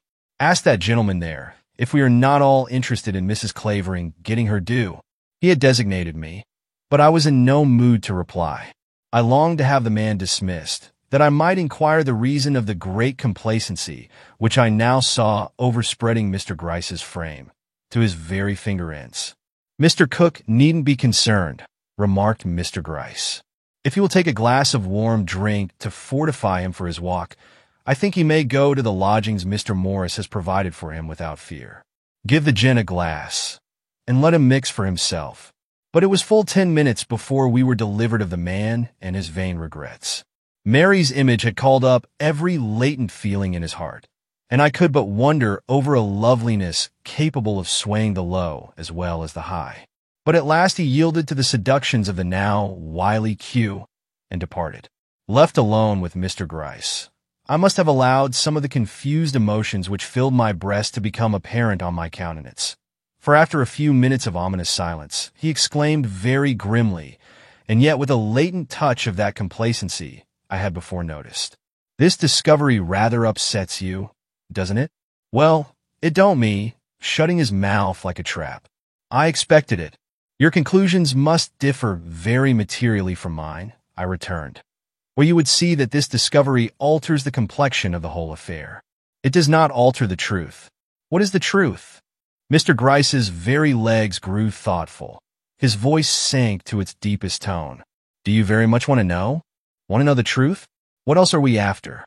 Then, said he, to my notion, the complexion of things is altered, but very much for the better. As long as Eleanor was believed to be the wife, her action in this matter was accounted for, but the tragedy itself was not. Why should Eleanor or Eleanor's husband wish the death of a man whose bounty they believed would end with his life? But with Mary, the heiress, proved the wife. I tell you, Mr. Raymond, it all hangs together now. You must never, in reckoning up an affair of murder like this, forget who it is that most profits by the deceased man's death. But Eleanor's silence? Her concealment of certain proofs and evidences in her own breast. How will you account for that? I can imagine a woman devoting herself to the shielding of a husband from the consequences of crime. But a cousin's husband, never. Mr. Gryce put his feet very close together and softly grunted. Then you still think Mr. Clavering the assassin of Mr. Leavenworth? I could only stare at him in my sudden doubt and dread. Still think, I repeated, Mr. Clavering the murderer of Mr. Leavenworth? Why, what else is there to think? You can't suspect Eleanor of having deliberately undertaken to help her cousin out of a difficulty by taking the life of their mutual benefactor. No, said Mr. Gryce, no, I do not think Eleanor Leavenworth had any hand in the business. Then who? I began and stopped, lost in the dark vista that was opening before me. Who? Why? Who but the one whose past deceit and present necessity demanded his death as a relief? Who but the beautiful, money-loving, man-deceiving goddess? I leaped to my feet in my sudden horror and repugnance. Do not mention the name. You are wrong. But do not speak the name. Excuse me, said he, but it will have to be spoken many times, and we may as well begin here and now. Who then but Mary Leavenworth? Or if you like it better, Mrs. Henry Clavering? Are you so much surprised? It has been my thought from Chapter 26. Mr. Gryce explains himself. Sits the wind in that corner. Much ado about nothing. I do not propose to enter into a description of the mingled feelings aroused in me by this announcement. As a drowning man is said to live over in one terrible instant the events of a lifetime, so each word uttered in my hearing by Mary, from her first introduction to me in her own room, on the morning of the inquest, to our final conversation on the night of Mr. Clavering's call, swept in one wild phantasmagoria through my brain, leaving me aghast at the signification which her whole conduct seemed to acquire from the lurid light which now fell upon it. I perceive that I have pulled down an avalanche of doubts about your ears, exclaimed my companion from the height of his calm superiority. You never thought of this possibility, then, yourself? Do not ask me what I have thought. I only know I will never believe your suspicions true. That however much Mary may have been benefited by her uncle's death, she never had a hand in it. Actual hand, I mean. And what makes you so sure of this? And what makes you so sure of the contrary? It is for you to prove, not for me to prove her innocence. Ah, said Mr. Gryce in his slow, sarcastic way. You recollect that principle of law, do you? If I remember rightly, you have not always been so punctilious in regarding it, or wishing to have it regarded, when the question was whether Mr. Clavering was the assassin or not. But he is a man. It does not seem so dreadful to accuse a man of a crime. But a woman, and such a woman, I cannot listen to it. It is horrible. Nothing short of absolute confession on her part will ever make me believe Mary Leavenworth, or any other woman, committed this deed. It was too cruel, too deliberate too. Read the criminal records, broke in Mr. Gryce. But I was obstinate. I do not care for the criminal records. All the criminal records in the world would never make me believe Eleanor perpetrated this crime, nor will I be less generous towards her cousin. Mary Leavenworth is a faulty woman, but not a guilty one. You are more lenient in your judgment of her than her cousin was, it appears. I do not understand you, I muttered, feeling a new and yet more fearful light breaking upon me. What? Have you forgotten, in the hurry of these late events, the sentence of accusation which we overheard uttered between these ladies on the morning of the inquest? No, but you believed it to have been spoken by Mary to Eleanor? Of course, didn't you? Oh, the smile which crossed Mr. Gryce's face. Scarcely. I left that baby play for you. I thought one was enough to follow on that tack. The light that was breaking upon me. And do you mean to say it was Eleanor who was speaking at that time? That I have been laboring all these weeks under a terrible mistake, and that you could have righted me with a word and did not? Well, as to that, I had a purpose in letting you follow your own lead for a while. In the first place, I was not sure myself which spoke, though I had but little doubt about the matter. The voices are, as you must have noticed, very much alike, while the attitudes in which we found them upon entering were such as to be explainable equally by the supposition that Mary was in the act of launching a denunciation, or in that of repelling one. So that while I did not hesitate myself as to the true explanation of the scene before me, I was pleased to find you accept a contrary one, as in this way both theories had a chance of being tested, as was right in a case of so much mystery. You accordingly took up the affair with one idea for your starting point, and I with another. You saw every fact as it developed through the medium of Mary's belief in Eleanor's guilt, and I through the opposite. And what has been the result? With you, doubt, contradiction, constant unsettlement, and unwarranted resorts to strange sources for reconcilement between appearances and your own convictions. With me, growing assurance, and a belief which each and every development so far has but served to strengthen and make more probable. Again, that wild panorama of events, looks, and words swept before me. Mary's reiterated assertions of her cousin's innocence, Eleanor's attitude of lofty silence in regard to certain matters which might be considered by her as pointing towards the murderer. Your theory must be the correct one, I finally admitted. It was undoubtedly Eleanor who spoke. She believes in Mary's guilt, and I have been blind, indeed, not to have seen it from the first. If Eleanor Leavenworth believes in her cousin's criminality, she must have some good reasons for doing so. I was obliged to admit that too. She did not conceal in her bosom that telltale key, found who knows where, and destroy, or seek to destroy, it in the letter which introduced her cousin to the public as the unprincipled destroyer of a trusting man's peace, for nothing. No. And yet you, a stranger, a young man who have never seen Mary Leavenworth in any other light than that in which her coquettish nature sought to display itself, presume to say she is innocent, in the face of the attitude maintained from the first by her cousin. But, said I, in my great unwillingness to accept his conclusions, Eleanor Leavenworth is but mortal. She may have been mistaken in her inferences. She has never stated what her suspicion was founded upon, nor can we know what basis she has for maintaining the attitude you speak of. Clavering is as likely as Mary to be the assassin, for all we know, and possibly for all she knows.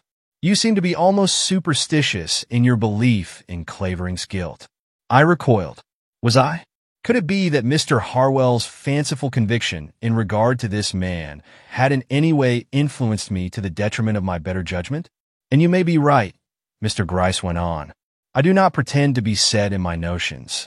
Future investigation may succeed in fixing something upon him, though I hardly think it likely.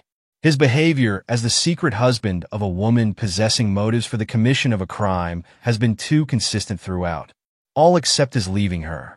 No exception at all, for he hasn't left her. What do you mean? I mean that instead of leaving the country, Mr. Clavering has only made pretense of doing so. That in place of dragging himself off to Europe at her command, he has only changed his lodgings and can now be found, not only in a house opposite to hers, but in the window of that house, where he sits day after day watching who goes in and out of her front door. I remembered his parting injunction to me in that memorable interview we had in my office, and saw myself compelled to put a new construction upon it. But I was assured at the Hoffman House that he had sailed for Europe, and myself saw the man who professes to have driven him to the steamer. Just so. And Mr. Clavering returned to the city after that, in another carriage, and to another house. And you tell me that man is all right? No, I only say there isn't the shadow of evidence against him as the person who shot Mr. Leavenworth. Rising, I paced the floor, and for a few minutes silence fell between us. But the clock, striking, recalled me to the necessity of the hour, and, turning, I asked Mr. Gryce what he proposed to do now. There is but one thing I can do, said he, and that is to go upon such lights as I have, and cause the arrest of Miss Leavenworth. I had by this time schooled myself to endurance, and was able to hear this without uttering an exclamation. But I could not let it pass without making one effort to combat his determination. But, said I do not see what evidence you have, positive enough in its character, to warrant extreme measures. You have yourself intimated that the existence of motive is not enough, even though taken with the fact of the suspected party being in the house at the time of the murder. And what more have you to urge against Miss Leavenworth? Pardon me, I said Miss Leavenworth. I should have said Eleanor Leavenworth. Eleanor? What? When you and all unite in thinking that she alone of all these parties to the crime is utterly guiltless of wrong. And yet who is the only one against whom positive testimony of any kind can be brought? I could but acknowledge that. Mr. Raymond, he remarked very gravely, the public is becoming clamorous. Something must be done to satisfy it, if only for the moment. Eleanor has laid herself open to the suspicion of the police, and must take the consequences of her action. I am sorry. She is a noble creature. I admire her, but justice is justice. And though I think her innocent, I shall be forced to put her under arrest unless. But I cannot be reconciled to it. It is doing an irretrievable injury to one whose only fault is an undue and mistaken devotion to an unworthy cousin. If Mary is the... Unless something occurs between now and tomorrow morning, Mr. Gryce went on, as if I had not spoken. Tomorrow morning? Yes. I tried to realize it, tried to face the fact that all my efforts had been for nothing and failed. Will you not grant me one more day? I asked in my desperation. What to do? Alas, I did not know. To confront Mr. Clavering and force from him the truth. To make a mess of the whole affair, he growled. No, sir. The die is cast. Eleanor Leavenworth knows the one point which fixes this crime upon her cousin, and she must tell us that point or suffer the consequences of her refusal. I made one more effort. But why tomorrow? Having exhausted so much time already in our inquiries, why not take a little more, especially as the trail is constantly growing warmer? A little more moling. A little more falderall, exclaimed Mr. Gryce, losing his temper. No, sir. The hour for moling has passed. Something decisive has got to be done now. Though, to be sure, if I could find the one missing link I want. Missing link? What is that? The immediate motive of the tragedy. A bit of proof that Mr. Leavenworth threatened his niece with his displeasure, or Mr. Clavering with his revenge, would place me on the vantage point at once. No arresting of Eleanor, then. No, my lady. I would walk right into your own gilded parlors, and when you asked me if I had found the murderer yet, say yes, and show you a bit of paper which would surprise you. But missing links are not so easily found. This has been mulled for, as you were pleased to call our system of investigation, and totally without result. Nothing but the confession of some one of these several parties to the crime will give us what we want. I will tell you what I will do, he suddenly cried. Miss Leavenworth has desired me to report to her. She is very anxious for the detection of the murderer, you know, and offers an immense reward. Well, I will gratify this desire of hers. The suspicions I have, together with my reasons for them, will make an interesting disclosure. I should not greatly wonder if they produced an equally interesting confession. I could only jump to my feet in my horror. At all events, I propose to try it. Eleanor is worth that much risk anyway. It will do no good, said I. If Mary is guilty, she will never confess it. If not, she will tell us who is. Not if it is Clavering, her husband. Yes, even if it is Clavering, her husband. She is not the devotion of Eleanor. That I could but acknowledge. She would hide no keys for the sake of shielding another. No, if Mary were accused, she would speak. The future opening before us looked somber enough. And yet when, in a short time from that, I found myself alone in a busy street, the thought that Eleanor was free rose above all others, filling and moving me till my walk home in the rain that day has become a marked memory of my life. It was only with nightfall that I began to realize the truly critical position in which Mary stood if Mr. Gryce's theory was correct. But, once seized with this thought, nothing could drive it from my mind. Shrink as I would, it was ever before me, haunting me with the direst forebodings. Nor, though I retired early, could I succeed in getting either sleep or rest. All night I tossed on my pillow, saying over to myself with dreary iteration, something must happen, something will happen, to prevent Mr. Gryce doing this dreadful thing. Then I would start up and ask what could happen, and my mind would run over various contingencies, such as Mr. Clavering might confess, Hannah might come back, Mary herself wake up to her position and speak the word I had more than once seen trembling on her lips. But further thought showed me how unlikely any of these things were to happen, and it was with a brain utterly exhausted that I fell asleep in the early dawn, to dream I saw Mary standing above Mr. Gryce with a pistol in her hand. I was awakened from this pleasing vision by a heavy knock at the door. Hastily rising, I asked who was there. The answer came in the shape of an envelope thrust under the door. Raising it, I found it to be a note. It was from Mr. Gryce, and ran thus. Hannah found? So we have reason to think. When? Where? By whom? Sit down, and I will tell you. Drawing up a chair in a flurry of hope and fear, I sat down by Mr. Gryce's side. She is not in the cupboard, that person dryly assured me, noting without doubt how my eyes went traveling about the room in my anxiety and impatience. We are not absolutely sure that she is anywhere, but word has come to us that a girl's face believed to be Hannah's has been seen at the upper window of a certain house in Don't Start where a year ago she was in the habit of visiting while at the hotel with the Mrs. Leavenworth. Now, as it has already been determined that she left New York the night of the murder by the railroad, though for what point we have been unable to ascertain, we consider the matter worth inquiring into. But if she is there, resumed Mr. Gryce, she is secreted, kept very close. No one except the informant has ever seen her, nor is there any suspicion among the neighbors of her being in town. Hannah secreted at a certain house in R. Whose house? Mr. Gryce honored me with one of his grimmest smiles. The name of the lady she's with is given in the communication as Belden, Mrs. Amy Belden. Amy Belden, the name found written on a torn envelope by Mr. Clavering's servant girl in London. Yes, I made no attempt to conceal my satisfaction. Then we are upon the verge of some discovery. Providence has interfered, and Eleanor will be saved. But when did you get this word? Last night, or rather this morning. Q brought it. It was a message, then, to Q? Yes, the result of his mullings while in R. I suppose. Whom was it signed by? A respectable tinsmith who lives next door to Mrs. B. And is this the first you knew of an Amy Belden living in R? Yes. Widow or wife? Don't know. Don't know anything about her, but her name. But you have already sent Q to make inquiries? No. The affair is a little too serious for him to manage alone. He is not equal to great occasions, and might fail just for the lack of a keen mind to direct him. In short, I wish you to go, since I cannot be there myself. I know of no one else sufficiently up in the affair to conduct it to a successful issue. You see, it is not enough to find and identify the girl.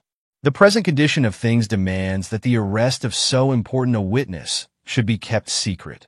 Now, for a man to walk into a strange house in a distant village, find a girl who is secreted there, frighten her, cajole her, force her, as the case may be, from her hiding place to a detective's office in New York, and all without the knowledge of the next-door neighbor, if possible, requires judgment, brains, genius. Then the woman who conceals her, she must have her reasons for doing so, and they must be known. Altogether, the affair is a delicate one. Do you think you can manage it? I should at least like to try. Mr. Gryce settled himself on the sofa. To think what pleasure I am losing on your account, he grumbled, gazing reproachfully at his helpless limbs. But to business. How soon can you start? Immediately. Good. A train leaves the depot at 12:15. Take that. Once in R, it will be for you to decide upon the means of making Mrs. Belden's acquaintance without arousing her suspicions. Q, who will follow you, will hold himself in readiness to render you any assistance you may require. Only this thing is to be understood. As he will doubtless go in disguise, you are not to recognize him, much less interfere with him and his plans, till he gives you leave to do so by some preconcerted signal. You are to work in your way, and he in his, till circumstances seem to call for mutual support and countenance. I cannot even say whether you will see him or not. He may find it necessary to keep out of the way, but you may be sure of one thing, that he will know where you are, and that the display of, well, let us say a red silk handkerchief. Have you such a thing? I will get one. Will be regarded by him as a sign that you desire his presence or assistance, whether it be shown about your person or at the window of your room. And these are all the instructions you can give me? I said, as he paused. Yes, I don't know of anything else. You must depend largely upon your own discretion and the exigencies of the moment. I cannot tell you now what to do. Your own wit will be the best guide.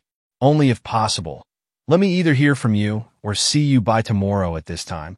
And he handed me a cipher in case I should wish to telegraph. Thank you for listening to The Leavenworth Case by Anna Katharine Green. This concludes Book 2, but the mystery continues. Stay tuned for Book 3, where more secrets will be revealed.